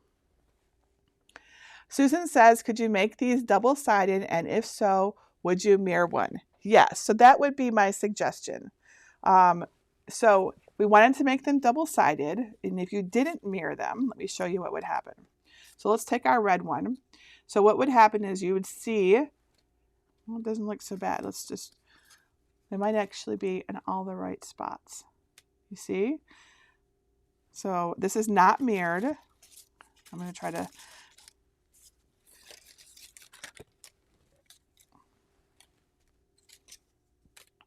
So I think I'd have to try this out, but I think we could get everything into the right spot without having to mirror it, right? So, and then once you get to this point, you don't even see them over the top. You'd have to put them, just glue them down so that they're covering those cardboard ones on the back. But yeah, you don't have to mirror it. Looks awesome, doesn't it? So I think a double-sided one would be really cool. Now you don't have to do this part, right? This part only gets done once, so it'd just be the balloons, for example, if you wanted to do that. All right, I have a couple more questions for couple more minutes for a few more questions. Cindy says, is there a way to figure out the weight of a paper when it does not say? There is, and it's called a pair of calipers. So it's a tool if you really want to go get it. You could order a pair of calipers. They make them in digital these days, and that will allow you to measure the weight of paper. I do not even have them, however. What I do is I can just feel. So another way you can do is go get yourself a piece of 65-pound paper, and a piece of 80-pound paper, and a piece of 100 or 110-pound paper, all the papers. And then label them and keep them near your crafting area, and you can just tell by the way it feels. 65-pound is pretty floppy, 100 and 110-pound is a lot stiffer. It's just to get a feel for it. That's actually all I do. I've also been working with paper for a really long time, so I realize that might not be something that everyone can do, but I feel like if you have one to compare it to, you can get a really good sense for whether it's what weight it is. Mary says, "What's the name of your fake cake?" I got it on Amazon. I literally I didn't first know if this was a thing, so I just went to Amazon.com and I typed in, I might have typed in fake cake, I might have typed in faux cake because that sounds better, or something like that, and it just popped up, and I'm like, ooh, buy. That is literally all I did. That is the most thought I put into it. So they're on Amazon. I'm sure they're sold other places too, but I found these on Amazon. And there's not that many of them. I'll tell you that right now. There's not like dozens of them. And I think these are all made by the same company. So it's just over at Amazon.com. Susan says, could you make I'm sorry, I got that one. Mel asks if there's any files in my library for cupcakes. No, but that would be super fun to design. So I will add that to our to-do list to do because I would love to have some cupcake toppers too. All right, it is time for me to wrap up. If I didn't get to your question, please ask over in our Cricut Crafters group at jennifermaker.com/cricketcrafters. Or if you're a VIP pass holder, you can ask in our VIP support group. That is located in the email you get when you sign up for your VIP pass. So, but please share your photos. I love seeing your photos so much. They really, really make my day to see that you have made these and that you're proud of them. All right, our next project is greeting cards. We're going to make some super cute little house greeting cards. You're going to love these. Nice, fun paper craft that comes up at the top of the hour. If you would like to go check it out, look at the photos and see the supply list, you'll find that over at jennifermaker.com/422. Yep, 422. All right, so I will see you at the top of the hour and we will do cards together. Go get a drink, stretch your legs, and we just have 2 more workshops left, and then we have our evening encouragement and then our prize giveaway. So see you in a few minutes.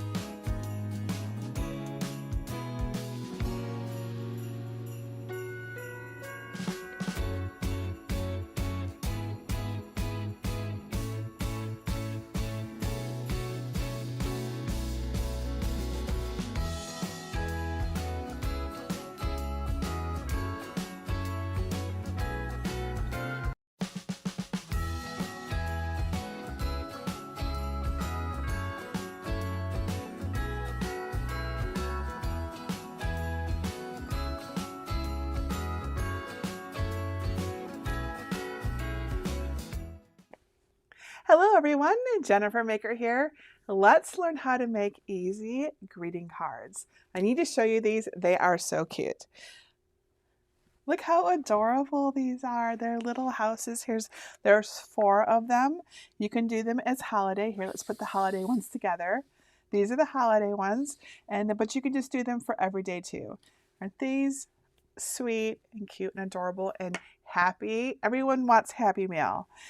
So we're going to teach you how to make these and also how to do a little print then cut here if you would like to. It's a little picture of me down there. I mean, everyone knows that handmade cards are the best way to show that you care. Unlike store-bought cards, DIY cards can be completely customized to fit the recipient and the occasion. If you're new to crafting your own cards, never fear. These homemade greeting cards will have you whipping up the cutest little greeting cards in no time. Paper crafts are one of the best places to start if you're new. So I have 4 new house cards for you to make, and like my shaker cards that I have made in other times, these are fun and simple paper crafts that you can make as soon as right now. It'll bring joy to you and whomever you gift it to. These DIY greeting cards will show someone that you love them and that you're thinking about them. So now I have all of the supplies in my list over at jennifermaker.com/422. The link that you can see right here on the screen. But let me show you exactly what you need to make these cute greeting cards. I've got everything in my dream box. I'm going to put away the number. There we go. Okay. Here we go. This is a nice low material craft, and that's another reason why I think it's a good beginner craft. It isn't a whole lot more than paper and glue. That is the truth. So let me get out everything.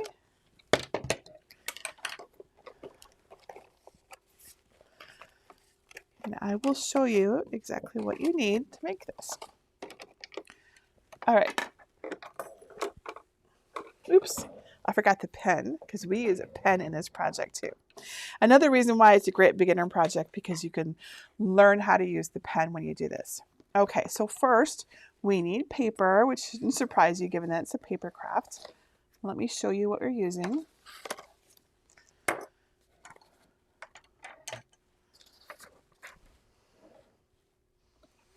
So we are using 8.5 by 11, 65-pound cardstock in various colors.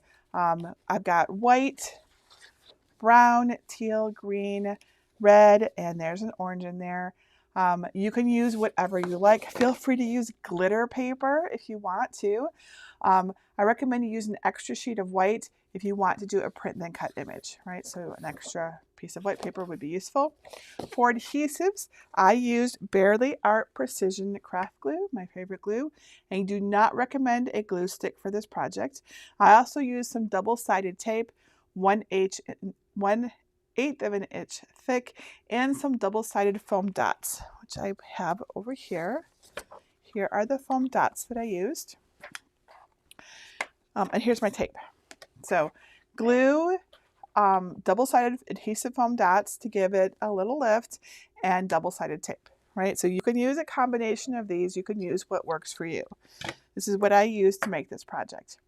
Now, if you want to add some detail in your cardstock, you can use a pen. We're using the Cricut Extra Fine Point pen in burnt orange, but any color would be fine depending on what you want to do. And a scoring tool or the scoring stylus if you want to do the scored version of the card. If you're going to do the print then cut, like I did here with the little picture of me, you'll want a printer and some ink to do that. My printer is the HP Envy Photo 7155. Everyone always asks what I use, so that's letting you know. And for the Cricut, I used the Cricut Maker 3, but of course you can use any machine in the Cricut Maker or Explorer series. I did not size the card to cut out on the Joy, but I actually was playing with that last night because I knew that you all would ask me, those of you who have Joys would ask if you could cut it out on the, you can cut out many of the details on the Joy, but to get all of them, you'd have to resize it. So it is possible to do, but I didn't provide a file for that, just so that you know. But you can do it. Your card is just going to be a little bit smaller. but it is doable. Knowing how to resize things if you have a Joy is a very important skill. I have several tutorials on how to resize things too if you need any help with that. All right, so I think we've gone over everything. I do want to note that envelopes are that these will fit into an envelope, so these are totally mailable. And I also recommend a scraper for getting all of the little bits off your mat. We're going to use just the green standard grip mat for this, along with a fine point blade. And I think the only other thing I want to mention is that we have a reference sheet in our file so that everything is identified for you. Let me show you what that looks like. So this is included right in the file. It's a PDF. You can open it up on your screen or print it out. And so as we're going through, you know what everything is, how much you should have of everything. And so there's no guessing or no anything like that. So I think that this helps a lot. We try to include these reference sheets with our designs when there's like a lot of layers, right? Because I think it really makes a difference, right? Okay. So are you ready to learn how to make these? They're so sweet. I love these. These are really cute. All right, let's play the video and then I will answer all of your questions. Step 1. Get my free DIY greeting card designs. Go to jennifermaker.com/422 and look for libraries in the red bar at the top. Then either click Get a Password if you don't yet have one, or click Enter the library. You can find the designs on the page by searching for number 422 and then click it to download the zip file. You can cut these layered card designs by hand with the printable PDFs, but it's much easier to use the SVG files with a Cricut cutting machine. The SVG folder has 3 files, and I've included 4 designs: a mushroom house, a holiday mushroom house, a plain house, and a holiday house. Each style has both a score and a no-score version, which describes how you would make the crease to fold the card. The score versions have a vertical line you will adjust and attach before using a scoring tool to create it. The no-score versions have a vertical line of dashed cuts, which are made with the standard fine point blade, so no scoring tool is needed. And some of the no-score files do include optional lines that can be made with different tools to create details. I'll show you the no-score holiday house with pen details and the score mushroom house with score details. We'll also learn how to add a print then cut image. To begin, upload the SVG cut file of your choice to your design software.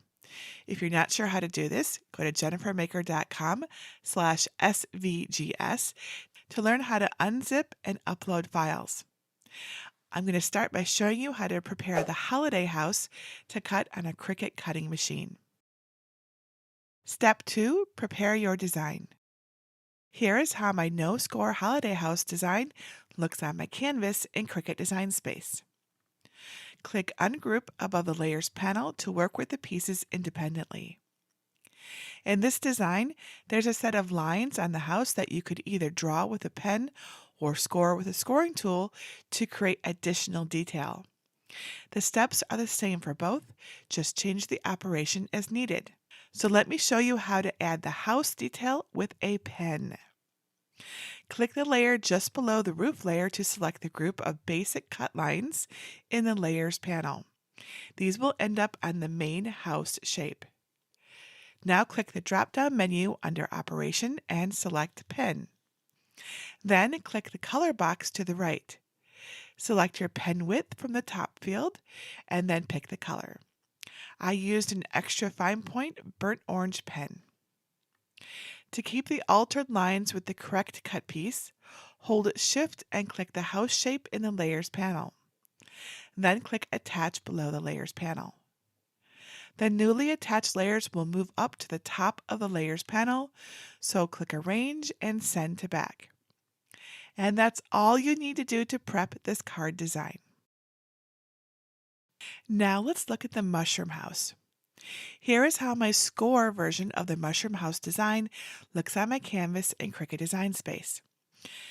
Click Ungroup above the Layers panel to work with the pieces independently.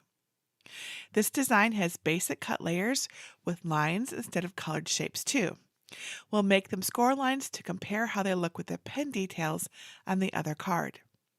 So hold Shift on your keyboard and click the two layers with words above the door shape in the Layers panel.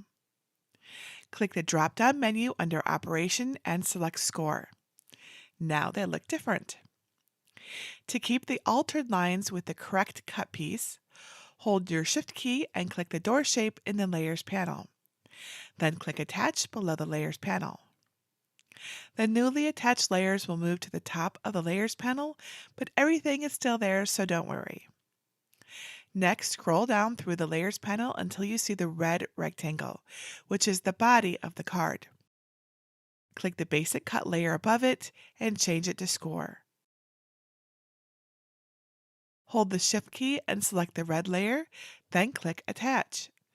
To send this layer to the back, click Arrange, then Send to Back. The card will now fold on a score line. Step 3. Cut the design. When your design is all ready to cut, make sure the correct machine is selected in the top right and then click Make It. When you're asked, choose On Mat 12 by 12 and then click Continue. On the Prepare screen, set your material load type to On Mat. Set the material size for each color to reflect your chosen materials. I'm using 8.5 by 11 inch cardstock for everything.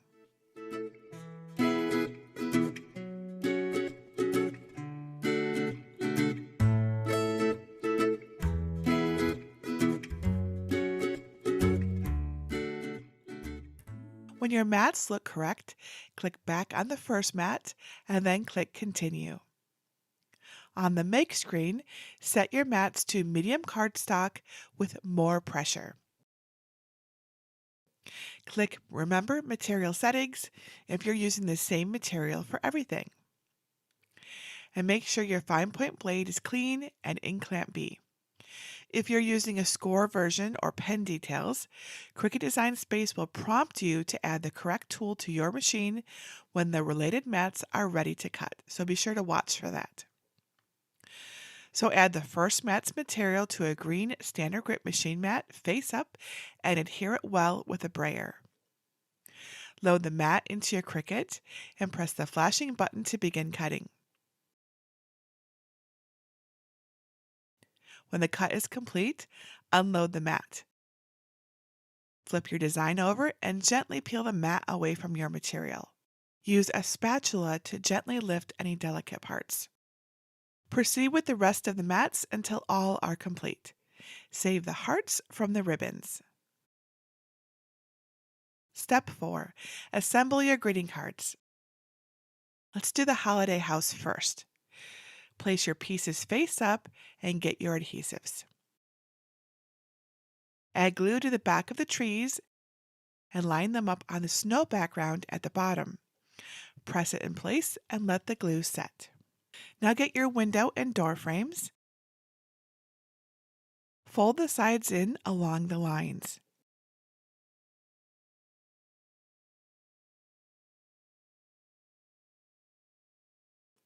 Add glue to the backs of the white pieces and press them in place on the correct frame.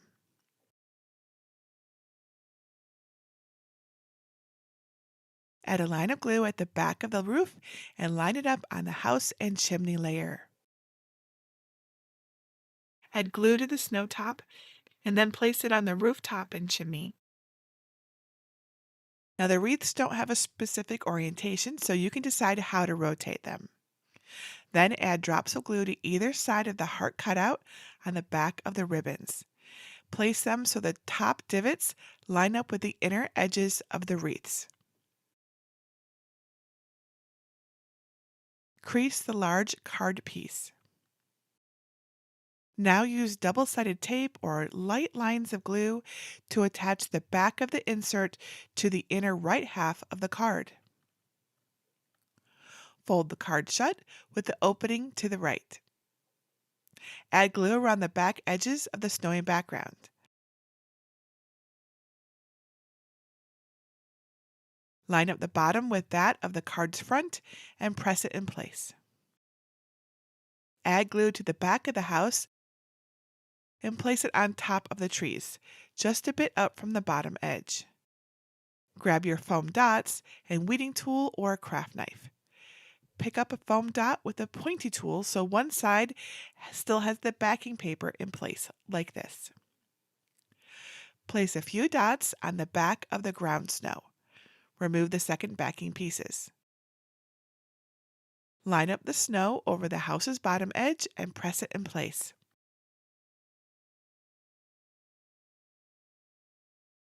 Add glue on the back of the door frame's middle, leaving the sides foldable. Put it just above the flat snow section on the house.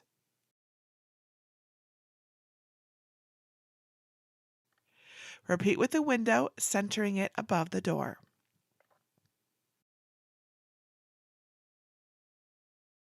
Now get your wreaths and put foam dots at the top and bottom on the backs.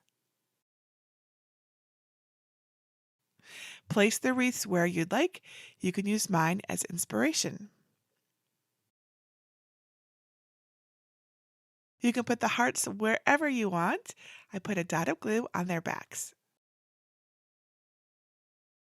And there we go.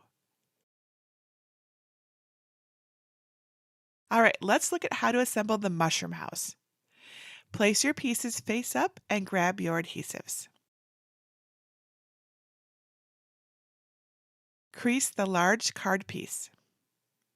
Use double-sided tape or light lines of glue to attach the back of the insert to the inner right half of the card. Fold the card shut with the opening to the right. Add glue around the back edges of the sky background. Line up the top with that of the card's front and press it in place. Add glue to the back of the large mushroom and cloud piece. Line the bottom up with the card and let the glue set.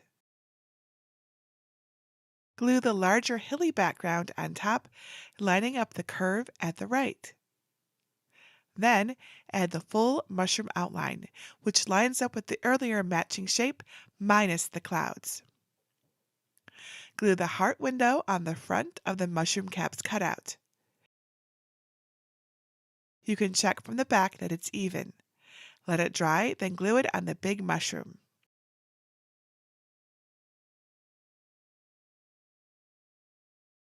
Place the small mushrooms to the correct sides and glue their caps on.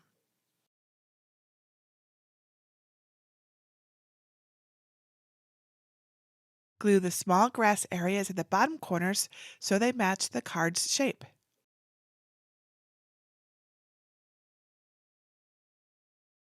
With the door frame face up, crease the doors in.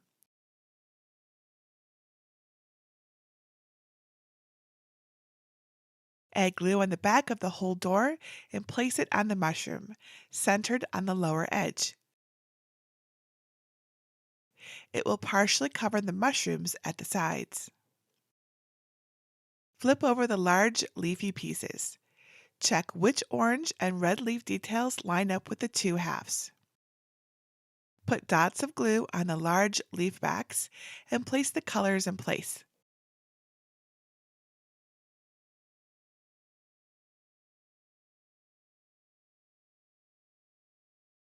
Flip them over and glue them right above the door and window. And there we go. Isn't that cute?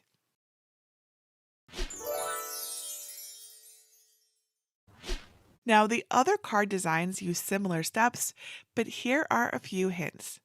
For the normal house, glue the small red piece to the back of the roof, making sure the heart is filled in from the front.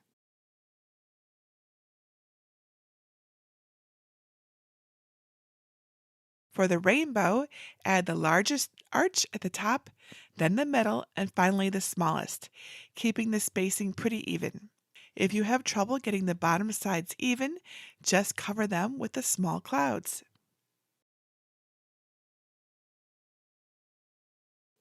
And if you want a door or window to close, glue it on face down. That way the details will be visible when you close it.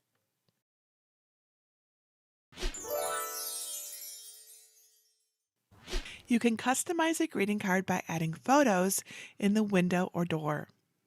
So you want to pick a photo that will look nice at a small size. I'll show you how to use the door, which is almost 2 inches wide and just over 2 inches tall. The steps are the same for the window. The space is just a bit smaller at 1.5 inches wide and 2 inches tall. So once you've got your photo, click Upload and select Upload Image.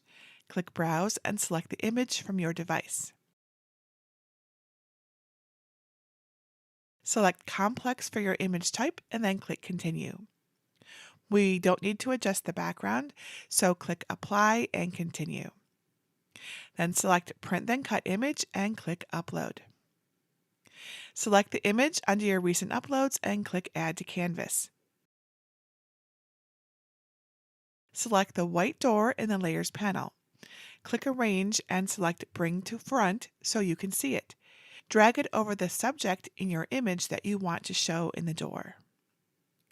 Select your image and make sure the lock icon is closed. Click and drag a corner of the image's bounding box until the subject that you want to highlight looks like the right size to fit in the door. You can move the door shape to check as needed. When it's the right size, hold down the Shift key and click both the image and the door shape in the Layers panel. Click Slice below the panel. Select and delete the extra image layer that you won't use and the white door shape. After you click Make It, select On Mat for your load type and then click Continue. On the Make screen, follow the Print Then Cut tutorial in my Papercraft Mailbox project to print the image on white cardstock. That tutorial is over at jennifermaker.com/Valentine Mailbox Craft. Assemble the card using the same steps as I showed you earlier. Just add the shaped image instead of the door or the window. If you'd like to make an envelope to go with your greeting card, I have a helpful tutorial for that over at jennifermaker.com/how to make an envelope. And for a little extra fun, save all of the small heart cutouts from your card and glue them to the envelope. Here are all 4 of our cards. Didn't they turn out just so cute? I love, love, love these cards. They are awesome. All right, I've got questions. You've got questions. I've got answers for you. Marissa wants to know if I mostly use 8.5 by 11 inch paper, so I don't have random size leftovers. Actually, I mostly use 12 by 12 inch paper. That's what I find of all the paper I have. That's the one I use the most.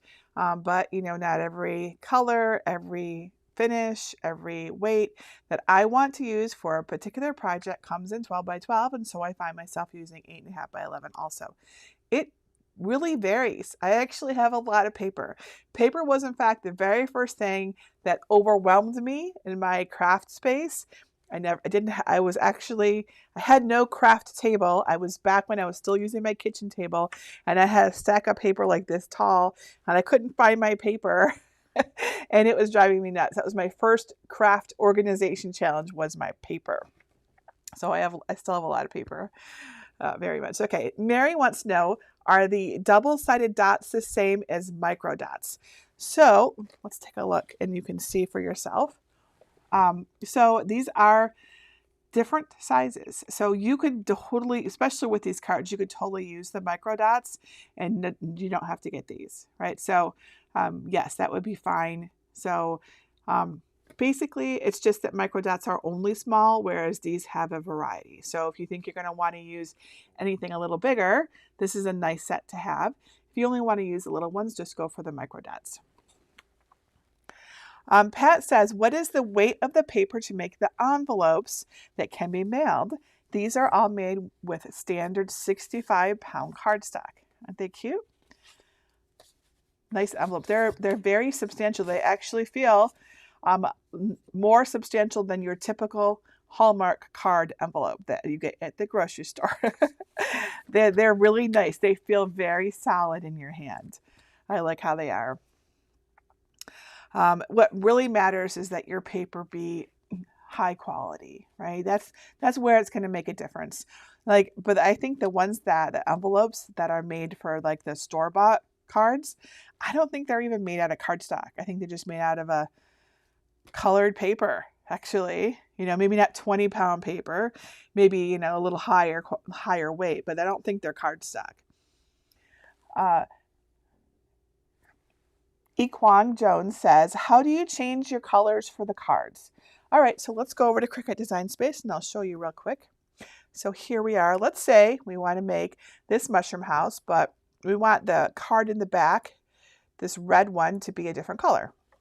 So we select it, and I will zoom in a little bit more so that you can see it. So I'm going to get in there. We're going to scroll down a little bit. So I'm selecting just that layer. Now you do have to ungroup, right? So when you bring in a project, you'll need to ungroup it. Ungroup is, I'll have to show you by selecting a whole bunch. It's like right up here, okay? So I have already ungrouped it, and now I can select just that layer. You can see just this layer is selected in the layers panel here. And then I go to this color box right here, and I can choose any of these colors. So that, by the way, the colors at the top here are the colors I've already used for a project.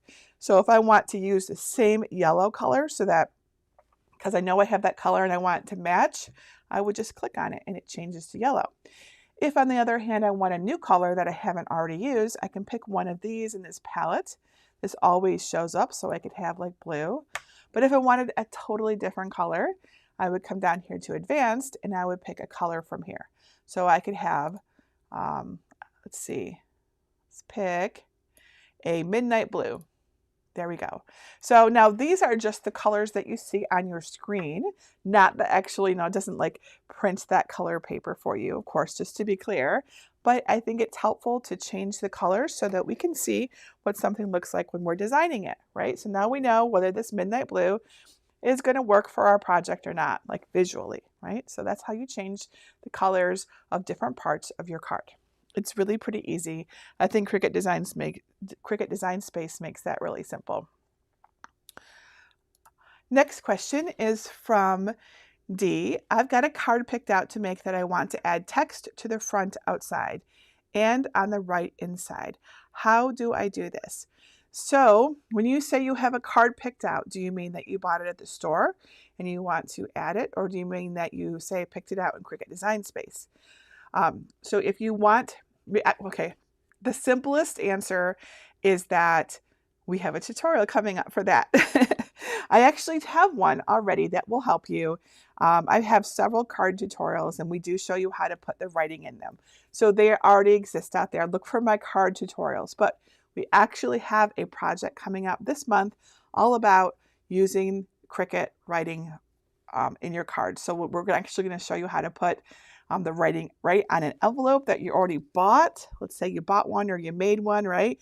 So you how to put it on your mat to get your writing onto that, and then how to do it in a card too. So I don't have that for you yet, but it's nearly done. Kate says, if I want to make this card, do I have to add the score lines like it was shown in the video?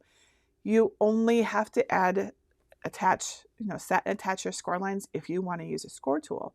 If you don't have a score tool or just don't want to mess with it, you can use the no score tool version of the card. It doesn't require a score tool at all. It just uses dashed lines instead of a score tool, and I think that's easier for beginners. So if you're a beginner and the whole scoring thing seems like confusing to you, just go with the no score tool version. It's a lot easier. Bobby asks if there is a scoring tool for the Cricut Explore Air 2, and there absolutely is. So on the Explore Air 2, we use the scoring stylus, and the scoring stylus goes right into, let's switch over to this cam. I have a Cricut cam. I don't have a shoe cam, but I have a Cricut cam. And so this is a maker, but the clamps are the same on the at least A and B is the same. So on the Explore, this is clamp A, and the scoring stylus goes right into clamp A on your Cricut Explore. Obviously, it also works on the Cricut Maker. So both one, and I actually do like to use my scoring stylus on my Maker because then I don't have to swap my tools when I'm doing something. So that is pretty typical for me. Whatever can save time, I am a big fan of. Allison asks, what size are the cards? They are 5x7, also known as A7. So a standard size card and a standard size envelope. So that makes it easy. And this is important because when I first started making cards, I didn't really know that there were specific sizes, and I just made them whatever size looked good and felt good. And then people would be like, well, what size is this? And I'm like, I don't know. And it turns out it matters. So I totally have paid attention to that since then. So this is a A7 card, 5x7 inches. Allison's, so I got that one. Shannon says, how do you change the Smart Material to a regular paper and matte with the Maker 3? I'm not sure what you're asking. How do you change the Smart Material to a regular paper and matte? So if I were to guess at what you're asking here, Shannon, you have put a project in and it's asking you to use Smart Material, not paper. Usually when that happens, it means that your design is a little bit too big to fit on a mat, and you need to resize it so it will fit. Once you do that, you will again get the option to use a mat and to use regular paper. I see a lot of people get confused by that, because if you just don't know and you just get in between those two sizes, yeah, you don't understand that there's totally an option to use paper, but you got to get the size down. Smart Material can cut just a little bit bigger than like a piece of paper on your mat. And I think that's where the confusion comes in. Just guessing. Robin says, how do you seal your envelopes? I usually put a sticker there. I love to make stickers of my Cricut, or sometimes I just buy them. I'm like a child of the 70s and 80s, and we just bought stickers. That was fun. So, but I like putting a sticker there because I think it looks really classy. So, but if you didn't want to do that because you're putting it in the mail and you don't want to risk it opening, some double-sided tape like this would be perfect for sealing your envelope. Okay. Casey says, can you use the pens to write messages on the cards? Absolutely, totally. As I mentioned, I have a tutorial on that coming out soon. But if you don't want to wait for that, you can just type out a message, change the font to a writing font, and you want to be sure to attach the pen message to your card. Do I have a little time to show you? I do. Let's do it right now. Here we are. Here is our white piece of paper, so this is this card right here. So on this card, oops, my little photo came out. We're going to write a message on, can you see this? On this, so right inside, okay? All right, so we click on text over on the left, and that's going to type in love Jennifer. And then I'm going to move it over so that you can see it better. Okay, so there's our text. A little bit, that's not quite right yet, obviously. First of all, it's a little big, so let's make it a little smaller. So I'm just clicking on a corner and dragging to make it smaller.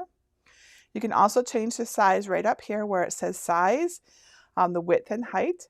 I recommend you keep your lock icon closed. It is closed by default, but if you do that, then it'll resize proportionately and everything looks normal, okay? And then we can, put this, I don't know, we'll put it right in the middle. All right, next we want to change our font. So right now, this is a font that's intended for cutting something out, not for writing. So we come up here to the font menu, and we want a font that is for writing, okay? So we go over to filters right here on the right, and we click on writing, just like this. And this gives us all of the options for writing fonts. If you are not a Cricut Access subscriber or you don't want to buy a font, then you can click on free and it'll show you all of the free options. There's not many free options. I'm going to take off free because I am a Cricut Access subscriber and I like them. Let's pick this one. This is cute. Autumn Harvest. So I'm just going to select that. And this is Autumn Harvest. However, it is still, even though it's a writing font, it also needs to be changed to the writing style to actually get the writing font. So because this font is available in several different styles, and many of them are. So I go to the style menu right here and I choose writing. And now it's in a writing font, right? See, isn't that cute? Wouldn't that be adorable? You need to actually choose my font layer there. Super cute, right? We can put a message up here, put your name down here. And also when we do, like, this is way neater than my handwriting. My handwriting is not that neat. Okay, so there's one more very important step before we're ready. We have to tell the Cricut where we want our writing to go. If we just press make it right now, I'll show you what happens, because sometimes seeing it wrong helps. So this is what happens. It puts it out, this writing out here in like the middle of nothing, right? There's no piece of paper here. It's literally just the pen. You can see it's noted right here, just pen. This isn't what we want. So we click cancel. So we tell the Cricut where we want it to go. So I want it to be on this layer, this white layer right here, because that's like the inside of the card. So I select that and I hold down the shift key on my keyboard and then I choose the text layer. Did I get them both? You can usually tell by the layers panel. So there's Love Jennifer and there's my white layer. So I have them both and then I click attach at the bottom of the panel and now they're attached. And now when I click make it, now you can see that it's going to write Love Jennifer. And of course I'm using 8.5 by 11 paper. So we change our paper to 8.5 by 11 and we scroll down to our other mat and there it is. Super cool, huh? So you can make the cutest sentiments inside your cards using cute fonts and you just put your pen right into your Cricut and it will just write that for you. You can always verify that you have your pen attached to the actual layer you want by looking at it here in the prepare screen and then looking at it over here on the left side. Does it say pen? Does it say basic cut? And it does, so we're good to go. So hopefully that was helpful because I think it's really cool that we can do that. It's one of the, like, the Cricut is really, really neat. It truly is. The things that we can do. I mean, when I got my Cricut, I just got it. Everyone probably knows this story. I just got it to do a really simple pattern. One day, kind of randomly at Joann's, it just found its way into my cart. I didn't really know of its capabilities. I just had a problem and it was the solution. And once I made my pattern, I just went, this thing is amazing. And then I just wanted to make all the things. And I'm still making all the things. 5.5 years later, that's something. All right, Southern Roots Vinyl Co. asks, what brand of cardstock do you recommend the most? I recommend several. I really like Recollections cardstock. That's one of the first ones I ever used. I really like American Crafts cardstock. It's really high quality. I also really like Cardstock Warehouse. You can get them over on Amazon. And I like Cricut's cardstock. Those are my 4 go-to brands. I will go outside those when I can't find quite the right thing, but those are the 4 I look for the most. Shannon says, do you use solid core paper? Yes, I highly recommend solid core paper over anything else. I know that that term might not mean like that. Solid core means that it's the same color all the way through.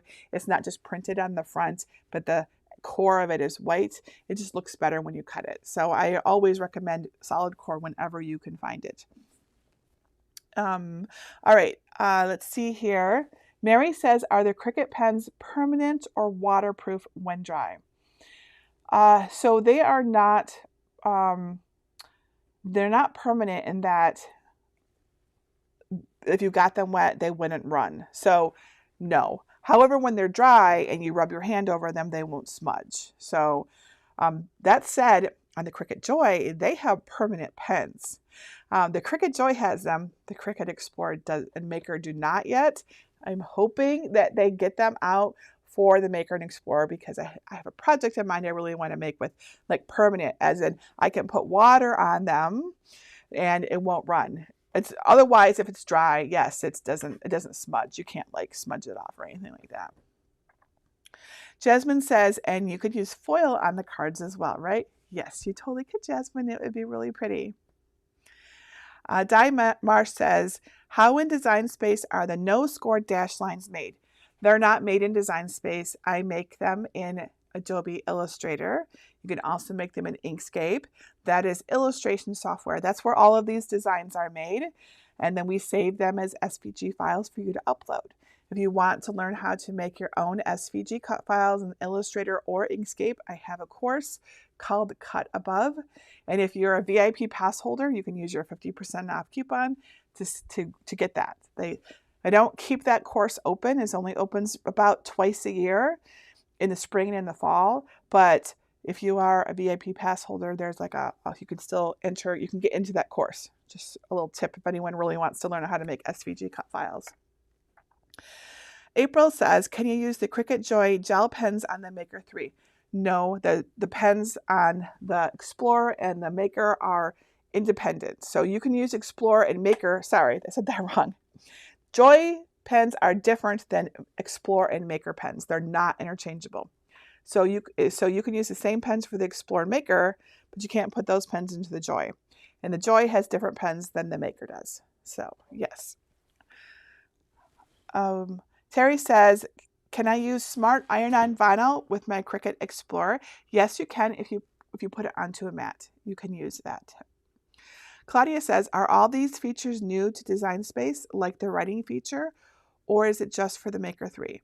Oh no, the writing feature is available for all the Cricuts, and it's also not new. When I got my Cricut 5.5 years ago, you could write with pens back then. So that's not new at all to Cricut Design Space. Nope, and it's not specific to Maker 3. If there's something that's specific to the Maker 3, guys, I will let you know. For the most part, you could assume that everything works on every Cricut, unless I specifically tell you. I've seen some people get confused between like Maker Academy being Maker, like Cricut Maker, and that's not the case. I chose my name, Jennifer Maker, before there was ever a Cricut Maker. Maker is a term for a person who makes things usually with tools. So it's just a general term. So you know. Polly says, can you use plain copy paper for the white insert you printed your name on? Oh yeah, totally. You can do that. Just make sure that your glue layer is really light, or maybe use double-sided tape, because otherwise copy paper doesn't really play that well with glue. It'll warp easier because it's thinner. So that will help you, I think. Lori says, can you draw a scene in the window or door? Yes, but you would need to, you can't draw in Cricut Design Space yourself. So if you're hoping to use the pen to draw, you wouldn't be able to just draw on your screen. You would need to find an image and then set that to pen and attach it to your door. And the pen would then draw that image into it. But of course, you could just draw it yourself with a pen by hand, right? Susan says, do I need a different cutting tool to use with foil? So we did a whole workshop on foil yesterday. Go check out that replay. It'll tell you everything that you need to know about foiling, using the foil transfer kit, how to use the foil sheets themselves, all that. I also have tutorials on my blog all about foiling, and you do need a different tool. There's a foil tip. It's blue, and you put that into, it works on the Maker, the Explorer, and the Joy. All the Cricuts can use the foil tip. All right, before I finish up, I saw a question about whether you need a license to sell my designs or things made with my designs. So let me explain. You are welcome to make my projects and sell the physical projects. So if you want to make these cards and sell them, you do not need a license. I don't have licenses for those. You are welcome to do it. I just ask that you let us know that you're doing it. Just send us an email. Better yet, take a photo of what you made. If you're selling it at a craft booth, take a photo of it. And then I ask also that you let whoever, like if you're selling on Etsy, just put a little mention in there that this is a Jennifer Maker design. If you're selling at a craft fair, put like a little note that says, I got my designs at jennifermaker.com. That kind of thing that helps me accomplish my goals to reach more people. That's my big goal, is to change the world by helping them make awesome things. So that's really all I ask. So there is no commercial license to buy. Just let me know what you're doing and let other people know where you got your design. The only thing I ask that you don't do is please don't share the actual SVG file. and don't sell it for sure, right? So if you have a friend who wants to make a design, just send them over to my library because there's all those other designs for them there too. And please don't sell my designs. You can make your own designs, right? Just get Illustrator or Inkscape and learn how to make SVG cut files. It is very rewarding and very cool. And it's another way, definitely, to make some extra money on the side because you can sell them on Etsy if you like. I choose not to sell my designs. I choose to give them away. But everybody, there's many people who choose to sell them. Okay, it's time for me to wrap up. If I didn't get the chance to answer your question, please ask us over in one of our Facebook groups. You can ask us in our Cricut Crafters group at jennifermaker.com/cricketcrafters. Or if you have a VIP pass, you can ask in our VIP pass group, and you have the link to that. I don't remember what it is offhand. All right, so our next and our last workshop of the day actually is our winter pop-up card. Just making sure I got that right. Yes, it's our winter pop-up card. We'll start at the top of the hour. If you would like to go see the pictures of it, see how pretty it is, and look at the supply list, it is over at jennifermaker.com/416. 416. All right, so I'll see you here in the same stream at 5 p.m. Eastern Time, so 14 minutes from now. And go take a break, go get a drink, get a snack. It's definitely snack time. And I will see you in a little bit.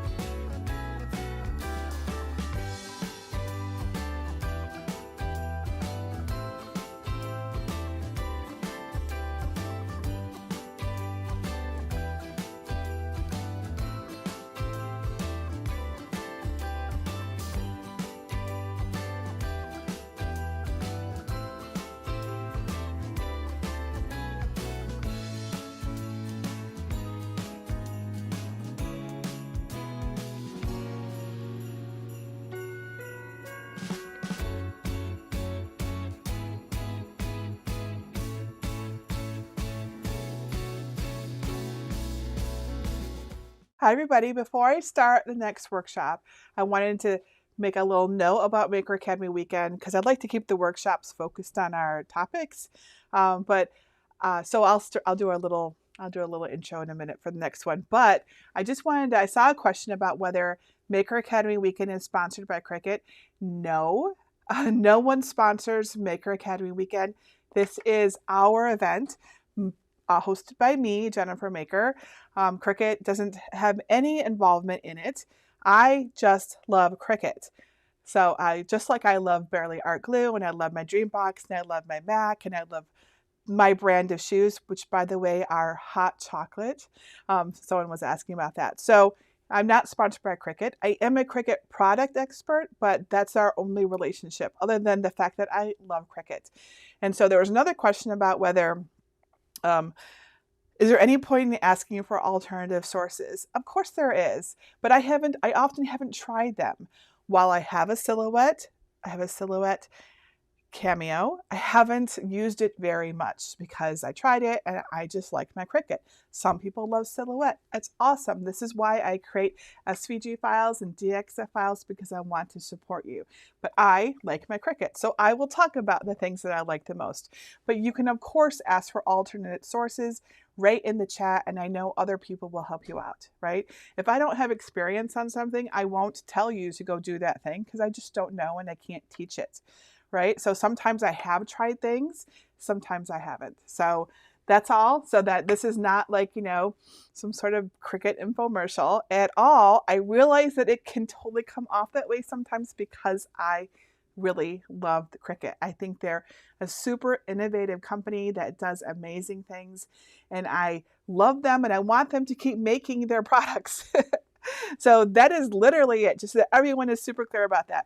And please pass that along to anyone else who may ask this question, because I know the fact that I'm a fangirl about stuff sometimes makes me seem like there's some other relationship there, but there isn't. I just am very brand loyal. When I find something I like, I stick with it. Okay, now that that's out of the way, let's do our winter pop-up cards.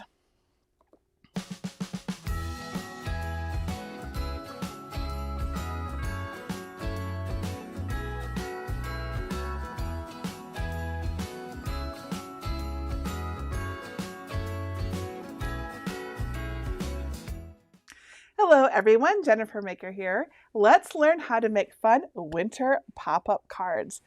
Here's the front. Here, oh, you can't even see it. I had it like hiding before. Okay, so let me show you how cool this is. So, in fact, let me show you with this one. I need to have a better view of this. So let's actually switch to our overhead view. This is the front of the card, and then I'm going to have to kind of angle it up a little bit, and then we open it up and it pops up into this super cute village with little cardinals on the trees. There's a deer over there, a cozy little cabin. Isn't this cute? So this is what we're going to learn how to make today, a really cool pop-up card. And I want to note that if you would like, you can also add lights to it. I'm not sure how to do this and not have it be awkward. We're just going to give it a try. So we can add lights. I'm going to turn them on so you can see how cool that is. Isn't that neat? So this is just a little set of fairy lights. They'll tuck behind when you have it sitting on your table, right, like this. So I'll try to keep it out on my table so you can see what it would look like. Isn't it cool? Making 3D paper crafts is one of my favorite things to do. And I just love how the added effect of the lights and the three-dimensional make it this really come to life, and I love making them pop up. These winter pop-up cards were inspired by the upcoming season that while the temperature doesn't make me happy, the season itself does. And red cardinals always remind me of loved ones who are gone. And so I think these pop-up cards make great gifts for this season. And those who are receiving them are going to know that they're handmade by you. Can you see my card right here? All right, so you can get the complete supply list for this project over at jennifermaker.com/416. But I'm going to pull the tote out of my Dreambox so you can see everything that we use to make this too. Envelope. Can you see this? I know kind of the light is really bright, but isn't it cute? Can you see it up here if I put it up here better? Let's see. You might be able to see the light behind it a little better. Oh yeah, you can. There we go. You'll also see it, Well, like I wish I could just dim the light so you could see all these cool lighting effects that we have, but 2, 3, 4, 5, 6, 7, 8, 9, 10. We have 10 lights so that we can actually see everything in here. So it makes things very bright. But I digress. All right. Oh, yes, over here. So our last workshop of the day, winter pop-up cards. So I would not consider the pop-up card to be a beginner card, but more intermediate, just so everybody knows. But our easy greeting cards, definitely I would consider that to be beginner. Okay, let's get everything out. We'll go over it all.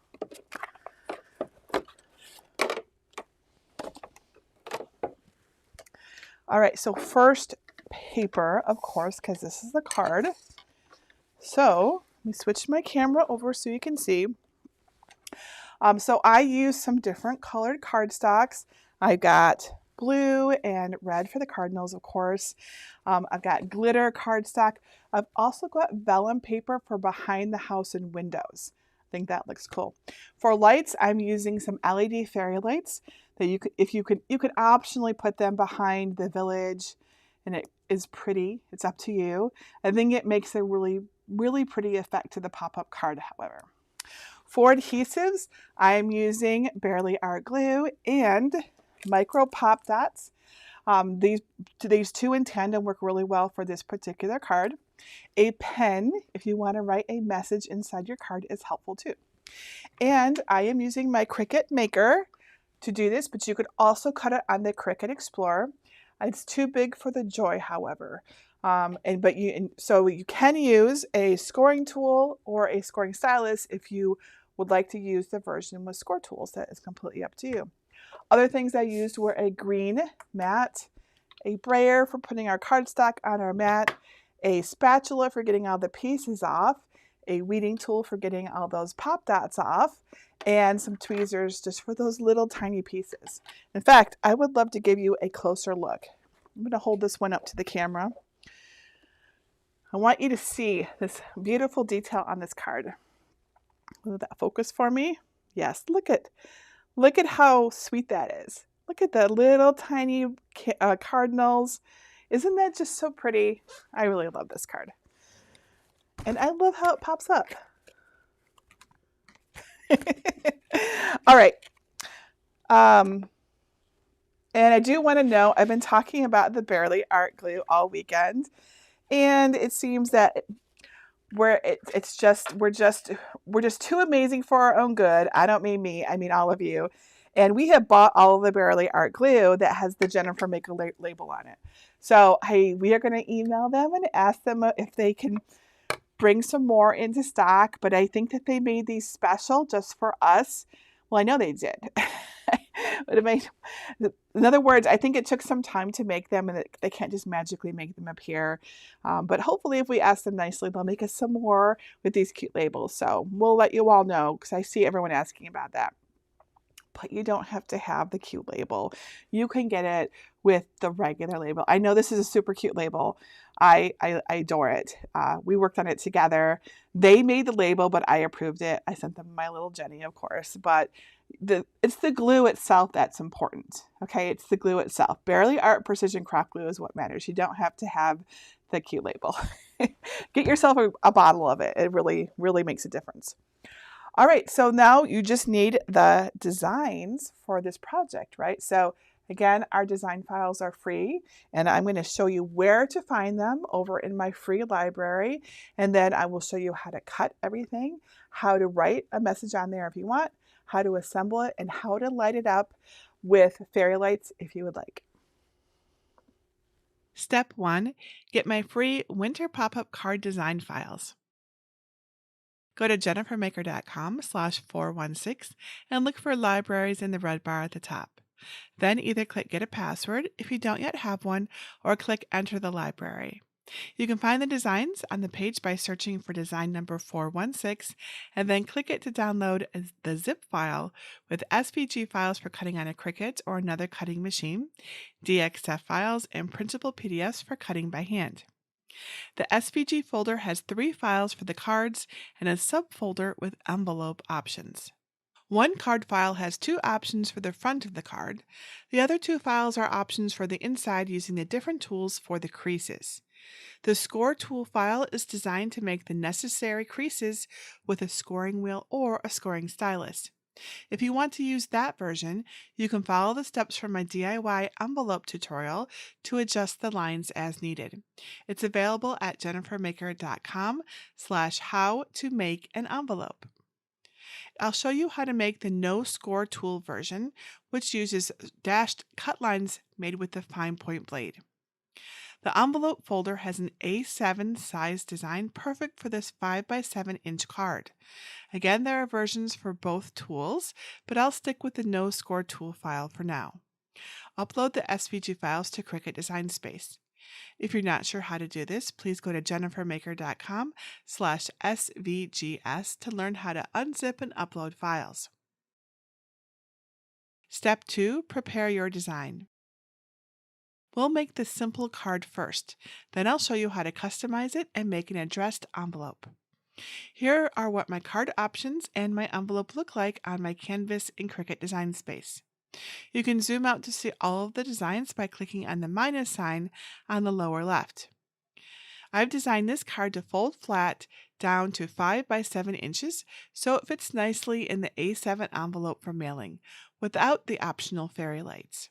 This also allows all the card pieces to be cut on an 8.5x11 cardstock if necessary. There are 2 options for the card's front. One says Happy Holidays and the other says Winter Wonderland. I'm going to make the Winter Wonderland version, but the steps are the same for both styles. Let's get rid of the extra one that we're not going to make today. Select the front designs and click the Ungroup button at the top of the Layers panel. Then select the version that you don't want to make and delete it. This medium gray piece creates a window made out of vellum, which is a nice touch for the house. If you don't want to include it, just click the eye icon next to the shape in the Layers panel to hide it. I'm going to show you how to add its day though, so I'm going to leave it. Your simple card is now ready to cut. Make sure the correct machine is selected and click Make It. Step 3. Cut your card. If you're prompted, click on mat 12x12 and continue. If you're using the same paper as I am, make sure to select the correct material size for all mats. I'm using both 8.5x11 inch cardstock as well as a few sheets of 12x12 inch cardstock. Click Continue in the bottom right. If you're cutting the vellum piece for the house, use the vellum setting with default pressure. For the light gray mats with glitter cardstock, I use the glitter cardstock setting and change the pressure to more for a cleaner cut. For all the other mats, I use the cardstock for intricate cut setting. To find it, click Browse All Materials and type Intricate into the search bar. Then select the result, click Apply, and leave the pressure at default. Make sure your fine point blade is clean and in clamp B. Place your first mat's vellum on a blue Cricut Light Grip machine mat, and then load your mat into your machine and press the flashing button to begin cutting. Once the mat is finished, unload it and gently remove the vellum cutout. Complete the process for the rest of the mats, paying close attention to the type and color of paper that you load based on your make screen. If you run into any issues cutting your cardstock, be sure to check out my Cricut tips and tricks for cleaner cuts over at jennifermaker.com/cricketblades. When removing the more intricate pieces from your machine mats, be sure to go slowly and use the spatula to gently lift them so they don't tear. Also, you may need to use your weeding tool to pop out some of the small pieces. Save the snowflake cutouts to decorate your envelope if you'd like. Step 4. Assemble your winter pop-up card. Here's what all of the cut pieces will look like. First, locate the white pop-up layer with trees, a deer, and a house, the 2 individual white tree pieces, the 6 red cardinal pieces, and the vellum piece if you're using it. Place the layer with the house face down. The house will be on the left. Put a line of glue around the very edge of your vellum piece and place it on the back of your house so it covers the door and windows. Then flip the pop-up layer over so it's face up. Put a tiny dot of glue on the back of each cardinal's body and glue them in place. Refer to your Design Space canvas if you'd like to place them in the exact same places that I did. Otherwise, feel free to be creative. Next, place the bottom of your card with the slits for the pop-up pieces flat in front of you. Find the 3 main pop-up layer pieces. There will be 2 pine tree layers of different colors and the 1 white layer with the cardinals. Fold each pop-up piece inward at the center. Then fold the tab on either end of each piece up. Take the white piece and slide the tabs into the 2 slits at the bottom of the card. You should see 6 snowflakes on the ground in front of this layer and 7 behind it. When looking at the inserted piece from above, it will make an upside-down V shape. Now fold the card in half slowly so the white layer folds flat. You'll see a tab showing through the slit on both sides of the card. Glue these tabs to the back of the card while keeping the card closed. Follow the same process to attach the light tree layer behind the pop-up layer and the dark tree layer in the back. Be sure to let the glue tab set for several seconds before opening the card back up, as you don't want the pop-up layers to shift and get off center before they dry. Once all 3 of your pop-up layer pieces are attached, your card should look similar to mine. Now find the 2 individual white trees that you glued cardinals to earlier and the 2 small white strips. With the trees face up, fold the bottom tabs up. Take a small strip and fold a tab at one end down along the fold line. Glue that tab to the front of a tree just beneath the lowest branches. Make sure the tab is facing down toward the trunk. Do the same thing with the other strip and tree. Once the glue is dry, fold the tab at the other end of each strip down. Insert the tab at the bottom of each tree into the 2 remaining slits at the top of the card. Follow the same process to glue the tabs to the back of the card. Now open the card back up and put a small amount of glue on the unattached tab at the end of each strip. Slowly push those strips downward as you close the card again. Don't get the glue all over the place if you can. Once the card is completely closed, hold it flat against your work surface, pressing down in the areas where the 2 trees are. Make sure the glue on the tab adheres to the back of the dark blue tree layer in the correct spots and stays there. Wait about 20 seconds or so and open the card back up. The 2 white trees in the back should pop up along with the rest of the layers. If they don't, just apply more glue to the tabs and try again. Set this part of the card aside for now. Find the light blue base layer and fold it in half along the crease. Place it in front of you with a folded edge along the left side. Take your dark blue front layer with the snowflakes at the top and trees at the bottom. To make sure you have the correct sides facing up, place your glitter piece on top of your dark blue front piece before applying glue. Make sure everything lines up nicely. If something looks off, flip one or both layers to the other side. Apply glue to the back of the dark blue layer, making sure you don't get glue too close to the edges. Line this layer up with the edges of your front of your light blue base layer and press down to adhere it. Now apply glue to the back of your white glitter front piece and attach it on top of the dark blue layer in the same way. When you're done, the front of your card should look similar to mine. Now we can attach the front of our card to the inside part with pop-up pieces.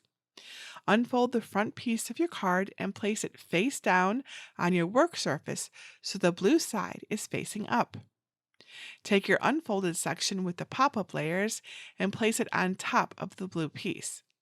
Hold both layers together and close the card slightly, making sure your cutout sentiment is on the front and faces the correct direction. If it's not, rotate one of the pieces until they're positioned correctly. Flip the top layer with the pop-up pieces over and apply glue to the back, avoiding the snowflake cutouts. Don't get glue too close to the edges. Flip the piece back over and align it in the center of the blue base layer without touching it. Once you're happy with the position, press down to stick the two layers together. Make sure you press down around all the pop-ups to get all areas of the base layers well adhered. We don't want the card to warp later, right? Here's what my attached base layers look from above. Step 5. Attach the fairy lights.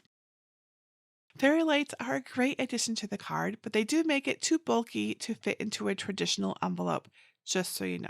But hey, let's light it up. First, turn your lights on to make sure they work.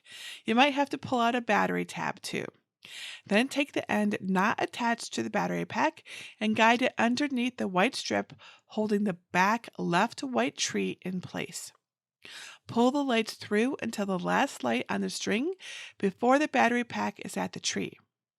Put a glue dot on the light and attach it to the back of the dark blue tree layer on the left side at the very bottom. Continue guiding your lights along the back side of the dark blue layer, attaching them at the bottom with glue dots every couple of inches. Repeat this as you guide the lights between the layers. Feel free to experiment with the light placement too. The idea is to create a nice even glow. The battery pack can be placed behind the card while it's open for display on a flat surface. The back layer of trees will partially hide the battery pack.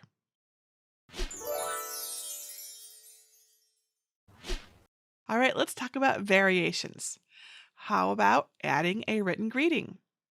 If you'd like to customize your card with a unique message on the inside, it's easy to do. Let me show you how. You'll need to use plain white for the inner layer with snowflakes instead of the glitter cardstock, because the pen doesn't write very well on the glitter. The message looks best in the front where there are currently snowflake cutouts, so you'll need to remove those snowflakes to create a nice blank space for the Cricut to write. Select the inner card design and click Ungroup. Click on the light gray layer with the pop-up slits and snowflakes in the Layers panel. Then click the Contour button at the bottom of the panel. Click on the 4 snowflakes at the bottom of the card to hide them. Their outlines will change from black to gray when they're selected. When you're finished, click the X at the top right to close the contour window. You now have space for a message. Click the text icon on the left-hand side of the canvas. A box with text highlighted in it will appear on the canvas. Without clicking anywhere else, type in the message you want. If that doesn't work, you can just always double-click that text and then start typing. I'll add Season's Greetings from the Makers.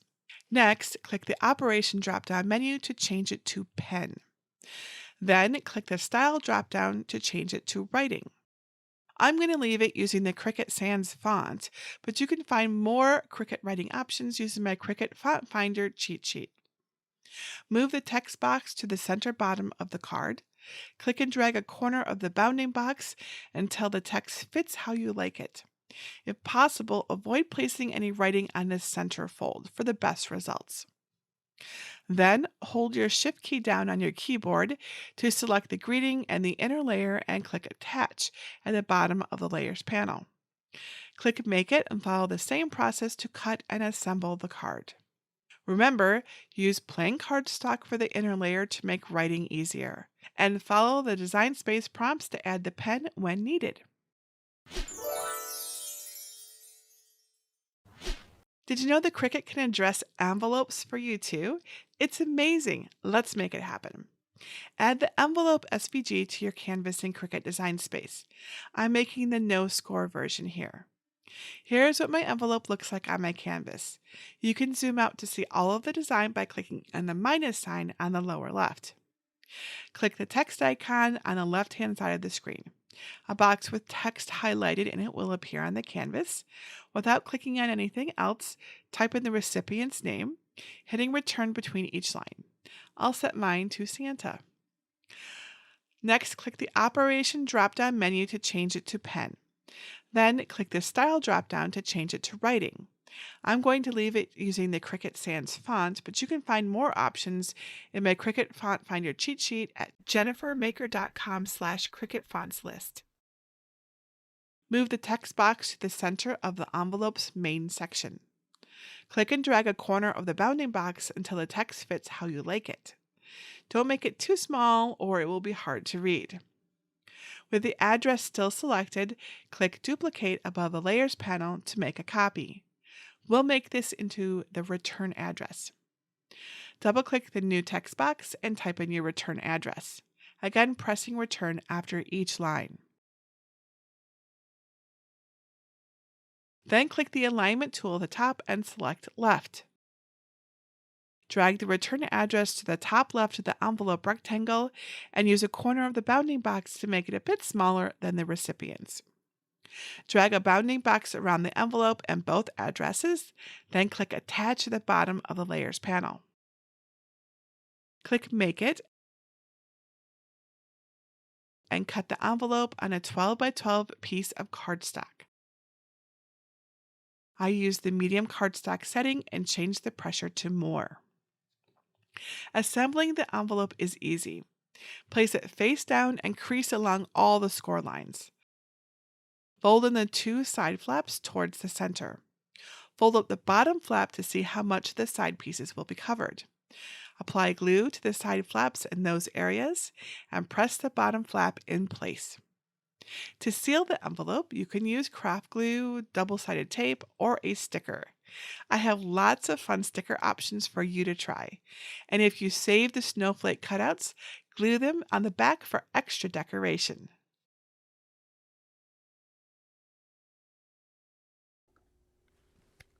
Awesome, huh?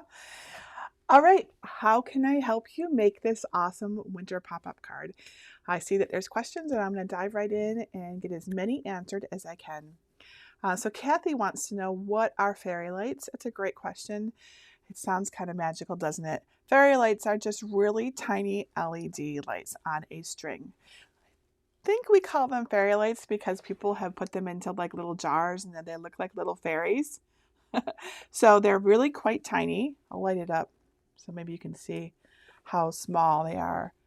Yeah, that actually makes it worse. Let's see if they're kind of really tiny. I'm gonna see how small each of those LEDs is. They're very small. So they're really tiny and they're perfect for something like this. This is the box here, and you kind of can't see anything, but you can see how they're in a jar, and I think that's how they got their name, because they're so tiny. They look like little fairies. All right, Carol says, can your glue be purchased at a brick and mortar store? So it's not my glue, just that's super clear. I am just a fan of Bearly Art craft glue. But can you buy Bearly Art craft glue at a brick and mortar store? I don't know. I don't think so. I think it's available on Amazon and it's available directly from them. So you can get it at jennifermaker.com/bearlyart. That is my affiliate link. We get a small commission if you purchase any glue from there. And there is a discount. The discount code is jennifermaker and it's good for 10% off. And I think it's everything at their shop. So I think you have to order it. The good news about it is that unlike Art Glitter Glue, which is another very good glue, it can be shipped in the winter months and it won't freeze and be harmed. So we don't have that issue with it like we do with the other glue. And that's a big deal because I live in Michigan where it's basically a frozen tundra, almost half of the year. Carol says, Jasmine says, is there a big difference in using the scoring tools compared to the scoring stylus? So the scoring tool that you can use with the original Maker and the Maker 3 does give a little deeper score, which means it's a little easier to then fold. So the scoring stylus is not quite as deep. However, often we can get around that by duplicating or triplicating our score lines, attaching them all together so it goes over it several times. So that's the big difference as far as the score itself goes. Carol says, did you hand print the envelope? It's perfect. Oh no, Carol, this is definitely, where is it? Here it is. This is not my handwriting.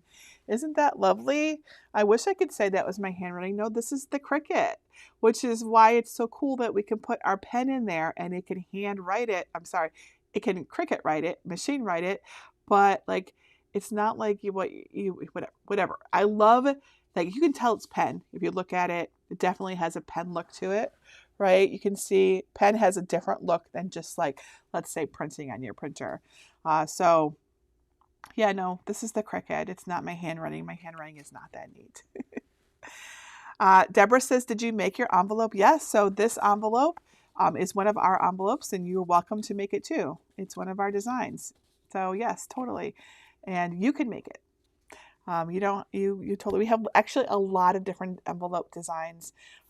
Again, this is the A7 envelope, but we have other designs too. If you don't like this particular style, we have a bunch of other ones, and they're all in our library under, I don't remember the number, but it's all of our DIY envelopes, DIY envelope designs. Dee says, what type of fairy lights are those? So if you want to know the brand, it's Silapex. We found them on Amazon. In this case, I don't know this brand, so I'm not brand loyal to this brand. It's just a fairy light brand. I've used fairy lights from Joann's and Michael's, and I think I bought them pretty much at every store that sells LEDs. Just you want LEDs because we're working with paper crafts, and LEDs don't generate heat, or at least they don't generate enough heat to be, dangerous. So you want LED lights. They actually call these starry string lights, not fairy lights. Fairy lights might be a term that we use. I'm not sure. I think other people use that term, right? Yeah. So these are LED lights, because I see another question about, can you use LED lights instead? These are LED lights. The LED is important with paper crafting. Sandy says, will the glue dot stick to the back of the card when closed? Oh, no. Oh, I see what you're asking. So here's a card. So here it is. Smoosh it down, right? There's no issues, right? That's what you mean. It's like, will it stick and cause a problem? Nope. See, it's awesome. Pops up every time. It's super cool. Pop, pop. Teresa says, can you cut out the letter for the greeting versus writing? Yes, you can totally cut out the letters if you want to, let's say, just put it on here and glue it on and have it be paper instead. Yes, you just would cut those out. For your sanity, I recommend that you choose a script font and you make sure that your letters are touching. And then you'll get at least you'll get several words, if not one long phrase, and then you can glue it on. Otherwise, gluing on each individual letter does not sound like any fun. I'm just going to say right now. That sounds really tedious. But you can do that if you want to, of course. Susan says, did you use the same weight paper for the cardinals? I did. They're right here. They're so teeny tiny. Do you see them? It's just 65-pound paper. They're so cute. Yep. And also, can we just take a moment to marvel? Let's see if I can hold this up so everyone can look. Let's hope yes. Look how tiny this cardinal is. The Cricut can cut these tiny things. Look at all these little details. I mean, yes, I know I'm totally a Cricut fangirl, but can we just marvel that we have a machine that can do this for us? Because if I had to do this with a craft knife, I wouldn't do it. It's that simple. I realize, I know there are people out there that do this, and you guys are awesome, but I do not have the patience for all these details with just a craft knife. Donna says, can you turn the card around so we can see how the tree top tab attached to the dark layer? So let me just show you the card then from different angles, if that would help you. So here is the front of the card. Here is, let me just clear some stuff out here so you can see nice and clear. There's no glare. Okay, so here's the front of the card. Here's what it looks like when it pops up from like the top down view. Here's what it looks like if you were like looking at it as a person. Here it is from the side, right? I'm going to rotate it so you can see what it looks like. So I think what you're asking about is the tab and the trees. So do you see those? So here's a tab on that side and a tab on that side that allows it to pop up. And I'll rotate it some more so you can see it. Isn't this neat? Okay. Lo says, so what size pen? Fine, extra fine for writing. I recommend for writing that you do typically fine point pen. It really depends on the size of your writing. So we used the fine tip. This is the 0.4 tip. This is the standard one that comes with the Cricut Explore Air 2 and the original maker, by the way, basic pen. That we use this pen for this. So if you wanted it to be bigger, you would go up in size and it would be the markers. If you wanted it to be more delicate, perhaps if it's smaller, you would go to the extra fine point. Kimberly says, I love this card. Do you have one for Thanksgiving? We do not. Oh, Kimberly, I wish I could make all of the cards and all of the crafts. It's always so hard, like I want to have hundreds and hundreds of things for every possible occasion. I just don't. But something, there's awesome designers out there who are making other pop-up cards. There's so many of them, and I highly recommend you check them out. There's cards on Etsy, there's cards on other blogger sites like me. Lots of YouTubers make cards, so definitely check them out. I just don't have one for Thanksgiving. But honestly, I feel like this card could be adapted for Thanksgiving. Just change the color theme to browns and tans and oranges, right?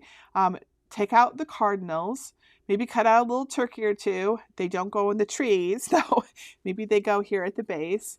And don't have the snowflakes. You could contour the snowflakes out completely, unless of course you live in Michigan, in which case we often have snow for Thanksgiving. That's pretty typical, but you can just use the contour tool and remove those snowflakes, and then you have a cozy little Thanksgiving card. You could do this with so many crafts. Just by changing the color and changing a couple details, you can take a design that and you love, and you can change it for all of the seasons. You could even do this for Valentine's Day. Add some hearts, and it's Valentine's, because it's still chilly in February, at least here in Michigan it is. Terry says, so the one with the greeting is done on plain paper, not glitter. Yes. So you wouldn't want to, like this one here, with the glitter, the pen is not going to write on this. So if you want to have writing, you're going to want to use plain paper so that your pen actually has a chance to go on there. It's not going to work on glitter. Yeah. So that's a great question. Carrie says, can you change the greeting text on the front of the card? If we have some time, I will pop over there and show you how it can be done. So I'll save that for a little later. Vicki says, why don't you use the score tool on the envelope? You can, but you don't have to. So I think I have both versions here. Do I? Nope, I guess I have the perforated version for both of them. You can totally use the score tool on the envelope. You don't have to use the perforation. It's just for beginners. The perforating it, because it's just all built in, is easier. There's no setting and attaching. But we have envelopes that come in both versions, perforation and score. So it's your choice which one you want to use. Dan says, how do you make the first letter of the second of two lines of text not be a capital letter? I can show you that when we go over to Cricut Design Space. How do I get one with your name on it? If you want to put a name on it, like instead of says the makers, because that's just us, you would just follow our workshop video, and instead of writing the makers, you just write your own name. So this is just something that we did in Cricut Design Space. So you would just put in your own name. There's so many questions. I'm sorry, I won't be able to get to all of them. Let's see here. I'm trying to get ones that I haven't answered before. Okay, I'm going to hop over to Cricut Design Space because I saw two questions, and I'll see if I can show you something quickly. Okay, so here we are in Cricut Design Space. Here are our cards. This is the one that, this is the front of the card. So this one is just like we uploaded. But while the video was playing, and I saw some people asking if you could put your own message on the front, and I was playing with it so that I could, make sure that I was telling you right. So here's Merry Christmas. I typed this out. So it is possible to do, but it would not call it a beginner tweak, okay? Because you have to use slice to remove, sorry, you don't have to use slice now. We now have the awesome combine menu. So you can use, in fact, let me tell you which one it is. You can use subtract. And I actually did use subtract when I was doing this. So you can remove the, in fact, I'm going to show you real quick. I'll maybe show you on an easier one than this. So let's take this one here and I'm going to duplicate it. So this is the frame of the Winter Wonderland card. Let's move this down here. And I'm going to change its color so you can see it a little better. We're going to change it to blue just so that we can see it better. So if we want to put our own message in here, we just need to get rid of Winter Wonderland. All right. The best way to do that is to go over to Shapes and choose a rectangle from the Free Shape section. Drag it over here, line it up to the side here, go up to your lock tool, unlock it, because now we want to stretch it out, right? And you're going to stretch it out so it meets the other side right about there. And you're going to cut off your little snowflake just a little bit, but no big deal. Okay, so we just put a rectangle in there to cover up the letters that were there. And then we select both layers. We go to the Combine menu and we choose Subtract. Ta-da! So you'll notice that I've got a little, I was over a little bit here. The awesome thing about the new Subtract feature is that I can actually now select that square independently and bring it in a little bit there. And then, see, it's really cool. So if I have a whole video on how to do this if you're not familiar with it, but really cool. So now we have a blank frame that we could put a message in. So let's go over to text and I will type Merry Christmas. And there was the question about how do you have it so that your second line is, let's move this all over so we have some space here. I like it when you can see what I'm doing on the screen. Here we go. How do you have it so that your second line is not a capital letter? It's all your keyboard, right? So if you're on your phone or tablet, you just have to lowercase that second line. Sometimes it does it for you automatically. So let's say you want to take Merry Christmas, and we want, even though this wouldn't be appropriate grammatically, we want this, instead of a capital C, we want it to be a lowercase c. So if your tablet or your phone is automatically uppercasing your letter, you just need to downshift it so it is the lowercase. I think that's what you're asking. But grammatically, proper spelling would be to uppercase that, Merry Christmas. So now we need to get these letters connected. There's a lot of space in between them. So we go up to letter spacing and we click this down arrow here on it until our letters are touching like this. And by the way, this font is called RetroScript. It's a Cricut Access font. And I also want to change our line spacing a little bit here. I have to use a really big arrow so you can see, and sometimes it's hard to see where I'm clicking. All right, there we go. So now we have Merry Christmas. And the reason why we want to have our letters touching is so that it doesn't fall apart. In fact, you can look at, if you look at the Y here, the Y is not touching. So let's fix that. We go to Advanced, Ungroup to Letters, and then we can move our Y over so it's touching like this. And then we can make this centered. And then we can fix our S too. Okay, I'll stop fixing things. And then we're going to go to Combine and we're going to do Unite. So everything is now back together. And now we drag it over on top of our card. And we're going to, so I want to make a note right now that normally in our designs up here, look here, how winter connects to the edges so that when you cut it out, it's not floating.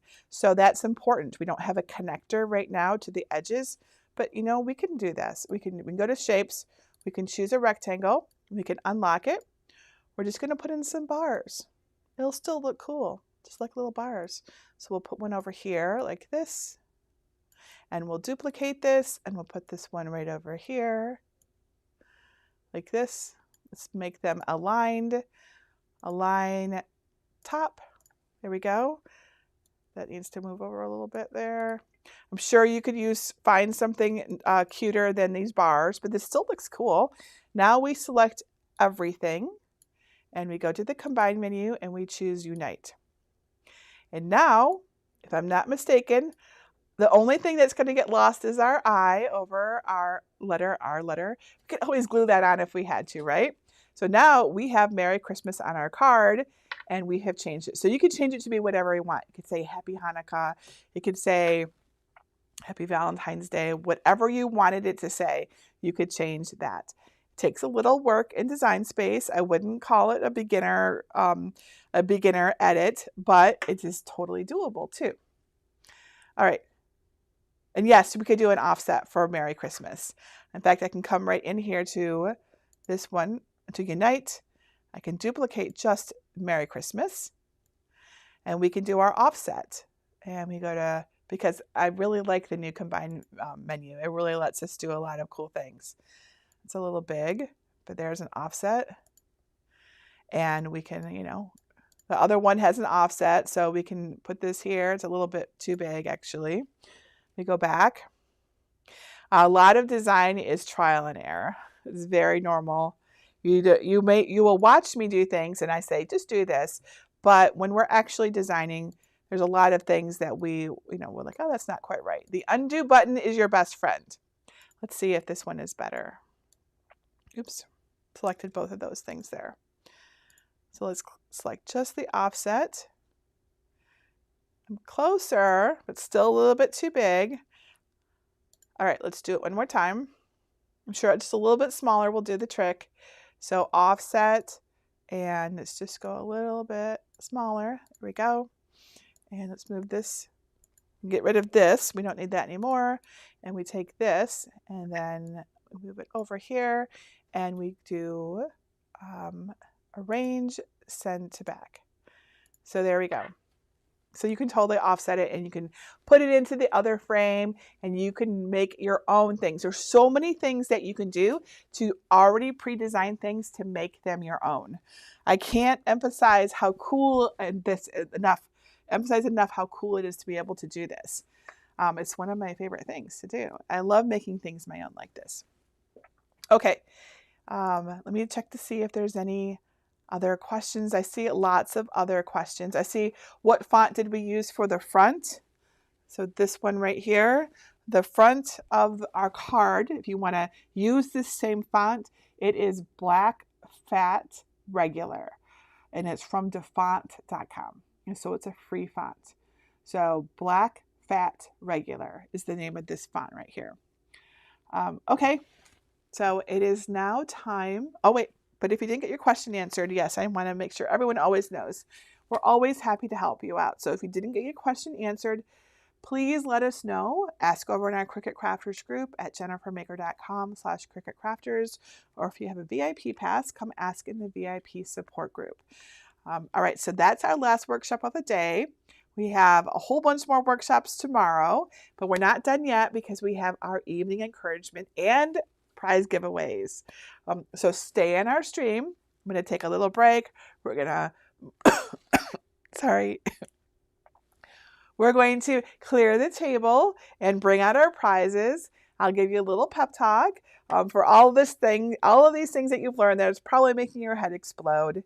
And then we will do our prizes, and then we'll wrap up for the night. And that'll be it. I'll also answer some questions about Maker Academy Weekend if you have anything. So I'll see you back in this same stream in approximately 13 minutes.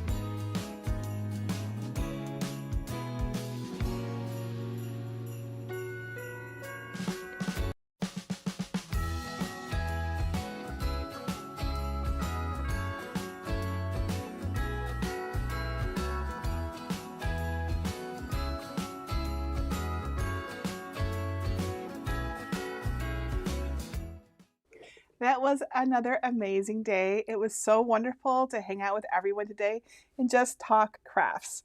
And so many amazing projects, don't you think? We did 7 today, and that's not counting all of the variations that you can do. One comment that I keep seeing over and over again in our chat is that I make it seem easy and that you think the projects are beautiful, but yours won't come out the same or don't look the same when you do it. So let's talk about this. Let's talk about the crafter's journey. So let's say you visited our crafting group and you saw someone make a project similar to something you wanted to do, and it's amazing, and you know it's going to be really popular, and you think to yourself, why didn't I think of that? That is such a great idea. What's wrong with me? Or you watch one of my tutorials of a cute project, but when you try it, it's not quite the same. When that happens, how does it feel? It usually feels like you're not doing as good as them or well enough or whatever, right? Let's just be honest. That is how it tends to feel. So, yes, this is a problem, a serious problem, and it's a problem that I personally had for many, many years before I started Jennifer Maker. So, in my career, before I began doing all of this, back in those days, I wrote travel guidebooks about Walt Disney World, Disneyland, and Disney Cruise Line. They were called Passporter, and I was part of a fairly small community of peers. Disney content creators. We didn't use that term then, but that's what we were. So we're all colleagues, right? And despite the fact that I'm an achiever, obviously, and I work really hard, I was not the cream of the crop of this group. In fact, I would say I was pretty average, especially in the later years. So it was quite common for me to see an email or read a post on social media or just hear about one of my colleagues doing something really amazing, and I was not. And the comparison between me and them became so difficult that it actually stopped working altogether at times. And other times I ended up crying, because that's what I do when I'm stressed. I cry, totally, no shame there. And thinking I just wasn't good enough or no one liked me or whatever. Right? And this hindered my ability to progress. And eventually I realized this. I woke up, figured it out, and I set up blocks. I had filters on my email, so all those emails from my friends would go into their own folders. And I didn't want to stop getting their emails, but I just didn't want to see them constantly. I actually unfollowed people on Facebook so I wouldn't see their amazing status updates all the time, and then get demoralized. I did a bunch of things like this. I am not embarrassed to admit I did this because this is what it took to help me. And gradually over time, what I learned is that I need to have blinders on so that I would stop comparing myself to others, because I was not personally able to do that while I was seeing all of the things that they were doing. It would have been ideal, of course, if I could have just said, hey, that's them and this is me, and I'm not going to compare myself. But I am just human and I am me. But practically speaking, I really find that's impossible for me to do. Really, it just doesn't work that way for me. Now, fast forward to today, knowing all of this, I was inspired to share my DIY crafts and projects with people. About 6 years ago now, I'd say, I went onto Pinterest and I saw these amazing projects, including ones by Leah Griffith and Corey George. And I was like, oh, I can totally do this too. I want to join these cool crafters. I want to be the cool mom who makes these things and put my projects on Pinterest. That was literally a thought in my head. I'm not sugarcoating that in any way. That's what I thought. I want to be on Pinterest. So I started a blog where I could share my DIY and craft projects. And I would put photos on Pinterest and see if people would come to my blog. And I did this for a couple of years very casually. It was just mommy and me projects with Alexa. And I really just wanted to see if I could do it. You know, a lot of times we just try stuff out. I was curious if people liked my stuff. And they did. It was totally cool. Not all my projects, of course, but a few. And the point is that I became inspired by Pinterest because I saw so many amazing things on there. And then when I got serious about sharing and teaching my crafts, all of those amazing Pinterest projects were now even more amazing because they had been around for a while. Tons of people were going to them. But there were new ones from other crafters that had popped up in their place since I had first looked. And within the first week, I could feel that comparison thing that I'd had before starting again. I could feel myself being like, oh, I could never make something that cute, or no one is going to like my project if I do it. Right? Does this like sound familiar? Do you say these things to yourself? If this sounds familiar, let me know in the chat. Okay. I want to know. So I made a decision really early on in Jennifer Maker, and I'm so grateful for this. I decided I would not go look at other craft teachers' projects unless there was a really good reason, like a friend asked me to, or a colleague, or someone that I knew, right? I wouldn't follow them on Facebook or Instagram or anything like that, and I would keep my blinders on. These are like horse blinders, right? I would keep my blinders on and my head down, and I would do my projects. And this was an intentional choice. I chose not to follow all the DIY bloggers and craft YouTubers, but instead to just do my thing. Because I didn't want the same thing to happen that happened before. I didn't want to fall into the comparison trap.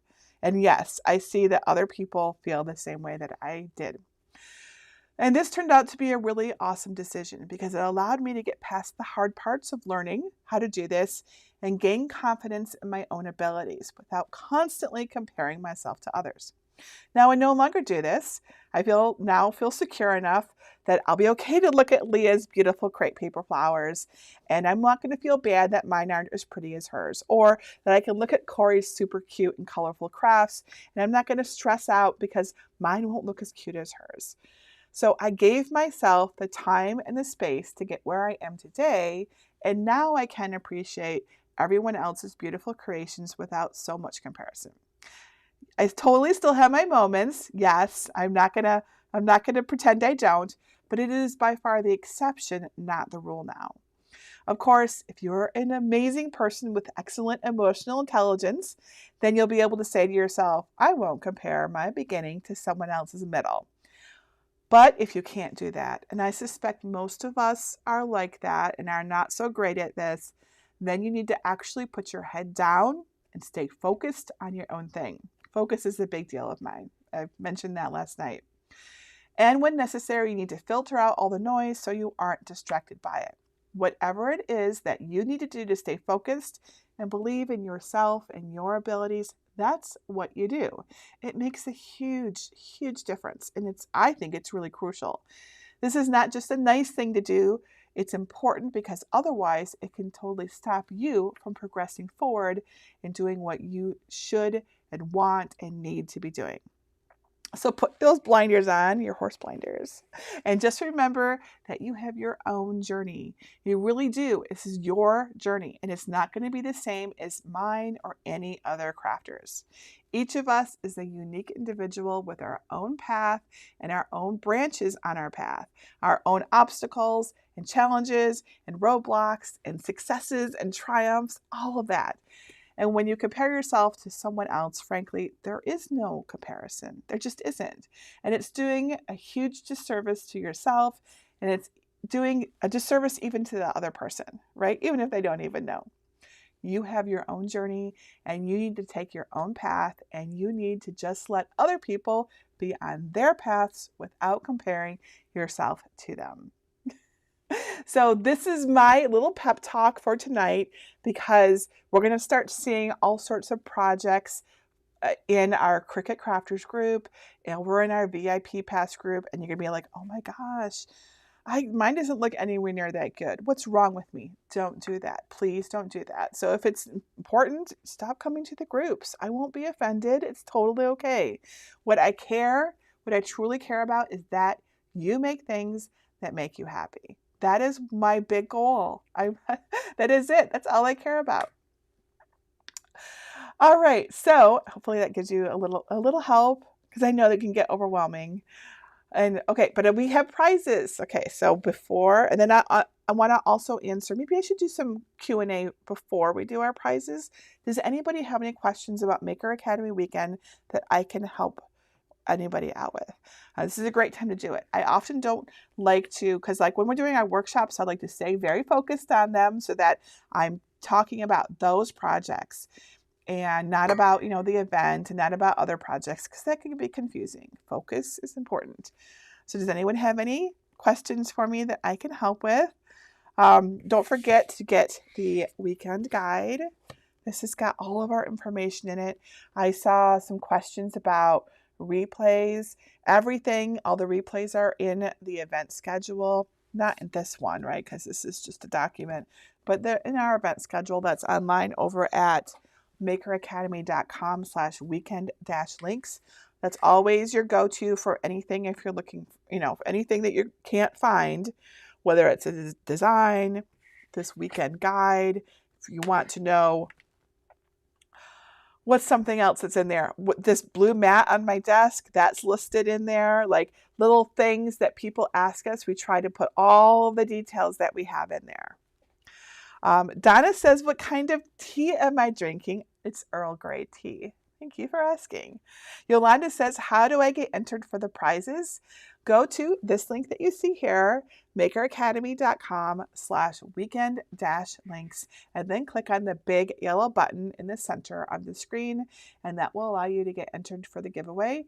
Definitely do that tonight so that you are entered, because we'll pick the prizes before we announce them tomorrow. So this is a perfect time to go get entered and make sure that you're considered.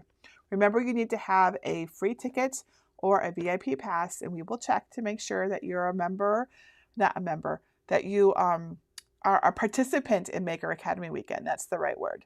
There's no membership are nothing like that. We just are making sure that you said, hey, I care about this, and you're not a random person who's like, oh, I just want to win a Cricut. We want our prizes to go to those who are serious about them. All right. I see. What is the event you do in December? Merry Maker Mingle. I'll mention that. I'll talk about that more tomorrow night in our wrap up. So, because I'll try to give you a little preview of what's coming. Leanne says, are the chats available with VIP too? I'm not sure what you mean by the chats. Do you mean all of the chat text? If you do, let me know. I'm not sure, because normally no. So the chat is actually taking place in different places. There's not like a one little aggregate of all the chat. However, if you watch it on the replays on YouTube, it does show you the YouTube chat, and I think it also does over on Facebook too. So those replay links will show you the chat as it's going through. I might be able to download it. I don't know, but it would just be a text file. I don't know if it'd be very interesting, but it might be. I can look and see.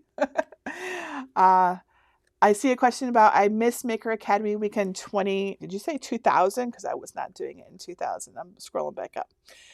If you mean 2021, last year, yes, you can still purchase it.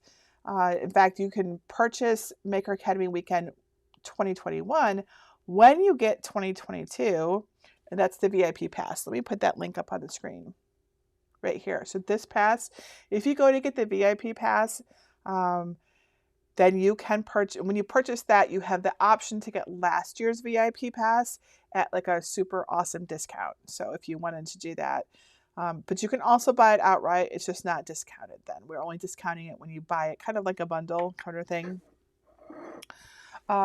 If you already got the VIP pass and didn't notice that, you can always write to us and ask us. Like, there's always something we can do to help out. Let's see here. Tamara says, are the templates and SVGs free, and where do we find them? Yes, they are. Go to this link right up here, makeracademy.com/weekend-links. In fact, let's just hop over there right now so everyone is clear on where to find these things. Make sure I've got the right one up. All right, there's all links. So we'll go to my website.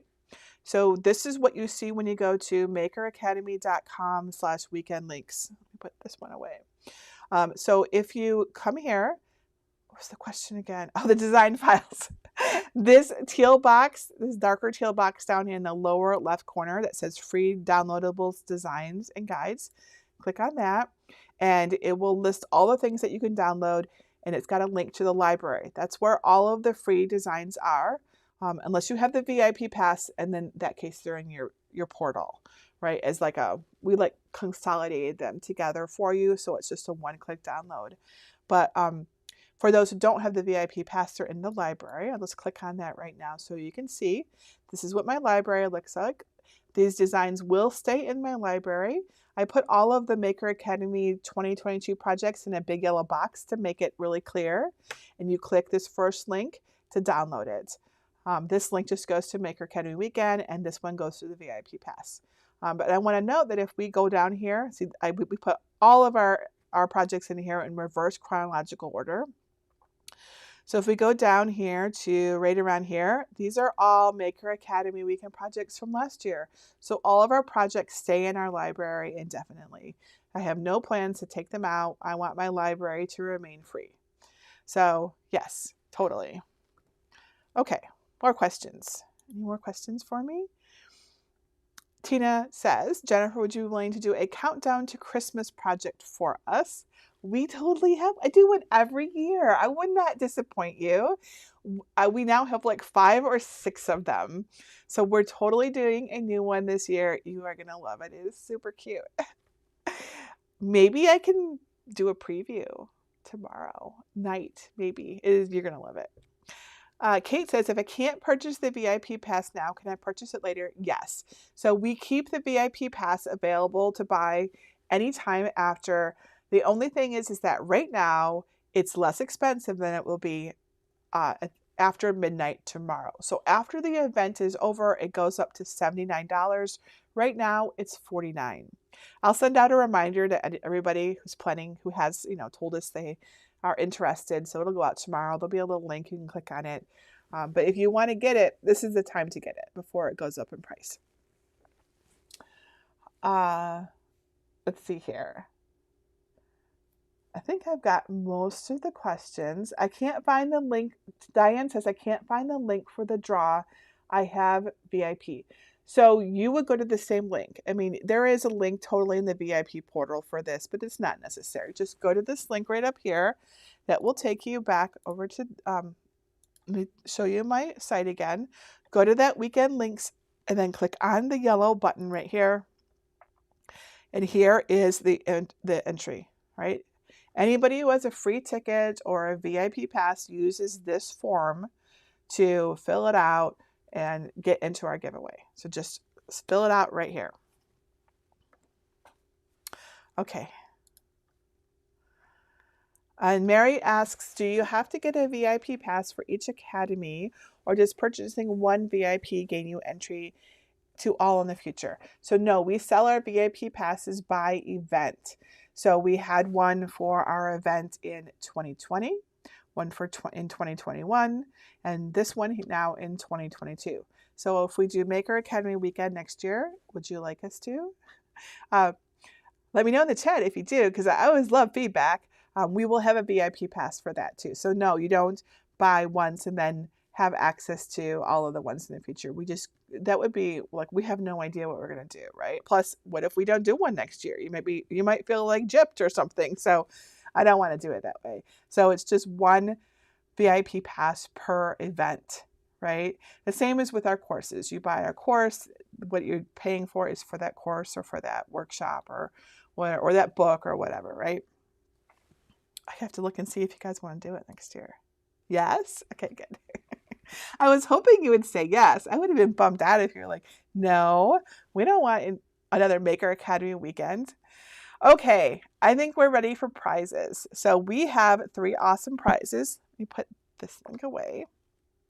All right, we are giving away a Cricut Coach Playbook, a Cricut Explore 3, and Easy Press 3 bundle right here, and our Sublimation Tumbler Press bundle right here. So 3 cool prizes. All right, so let's start with our Cricut Coach Playbook. Let me switch over to this camera here. So this is a prize this is my book. It is a guidebook, essentially, on Cricut Design Space. So it shows you step by step how to do all the things in Cricut Design Space. And it works for desktop. And the green section is for desktop, the blue section is for an iPhone or iPad, and the yellow section is for Android.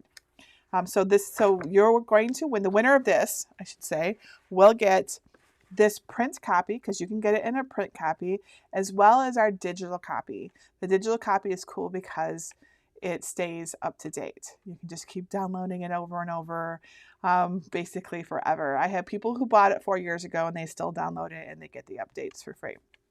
All right, so let's do our giveaway.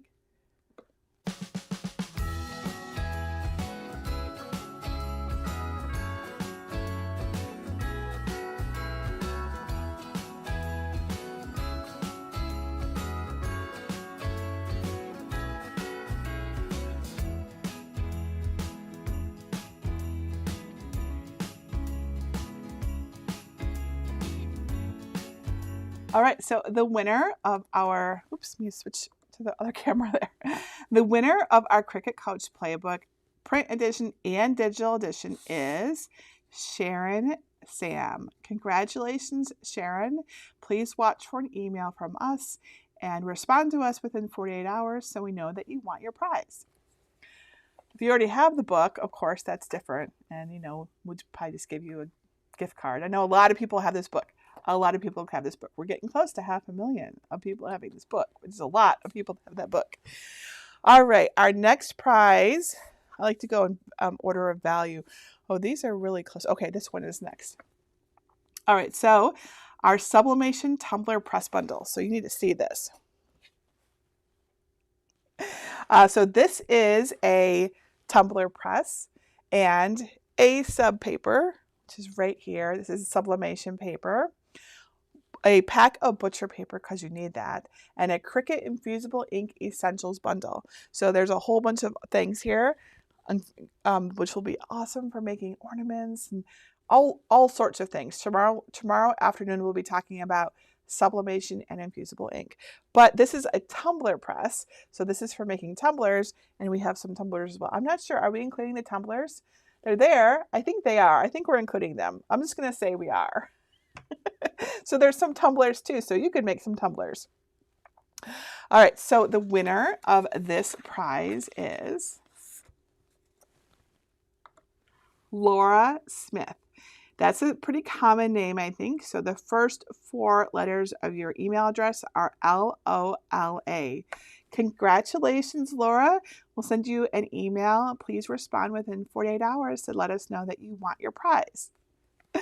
All right, and that leaves one more prize for tonight, and that is our Cricut Explore 3 and Cricut Easy Press 3 bundle. This is the 9x9 inch, yes, 9x9 inch Cricut Easy Press and the Cricut Explore 3 that uses smart materials, right? Okay, so, and this is a $520 value. And again, for those of you who are curious about this, we buy these prizes ourselves. These are not, we do have a couple donated, but they're like, compared to these, they're smaller, I would say. We buy the vast majority of prizes ourselves because that's how I roll. I don't think, someone asked me earlier, like, is this something about Cricut? I can't remember what it was now, but Cricut, I don't think they even know I'm doing this. Like there's no like arrangement or anything like that. I mean, maybe they stumble across it. I don't have actually any idea. We don't discuss it or anything. So there's no association in that way. So we just do our own thing. All right. So the winner of our Cricut Explore 3 and Cricut Easy Press 3 bundle is Latasha Woods. Latasha, you are the winner. And just in case, this also seems like a kind of common name to me. So the first 3 letters of your email address are LKW. Congratulations, Latasha. Watch for an email from us and respond within 48 hours. Awesome. I love prizes. We will have more prizes tomorrow, and then we have a whole bunch of prizes, grand prizes to give away tomorrow night in the evening when we do our little wrap up. Yes, congratulations to everybody. All right, so I think, thank you. Granny just confirmed that we are including the tumblers. So the tumblers are with this package, so that's good. All right, let's wrap up. Everybody get some rest. We start again tomorrow morning. Don't forget that if you're in the United States, we have our daylight savings time shift tonight. So we fall back. That means we gain an hour. So we still are starting at 9:30 a.m. Eastern time, but use the time on your phone and your computer because they should set automatically for you, right? Don't use the don't use the time on your microwave oven or some other device that doesn't update automatically, like your car. Unless you have a fancy car that does update. Like use your because like seriously, these days I never really even think about changing my time anymore. So your phone and your computer should update for you the time automatically. So we're starting, all the times are the same. It's just know that there'll be an extra hour tonight because we fall back, right? Extra sleep. That's right. I think we could all use some extra sleep. All right. I think that's it. Thank you so much to everyone who came and hung out with us and answered questions and encouraged others. I so appreciate it. This is what makes our community so awesome. And thank you to my amazing team. Thank you to those who are here in the studio with me, Greg and Grandy and Christine and Kevin, who brought us lunch. Thank you to my team who's back at their computers answering all your questions in the chat, in email, all the places. I appreciate you so much. We could not do this without you. All right, everybody get some rest, and I'll see you bright and early tomorrow morning at 9:30 a.m. Eastern Time.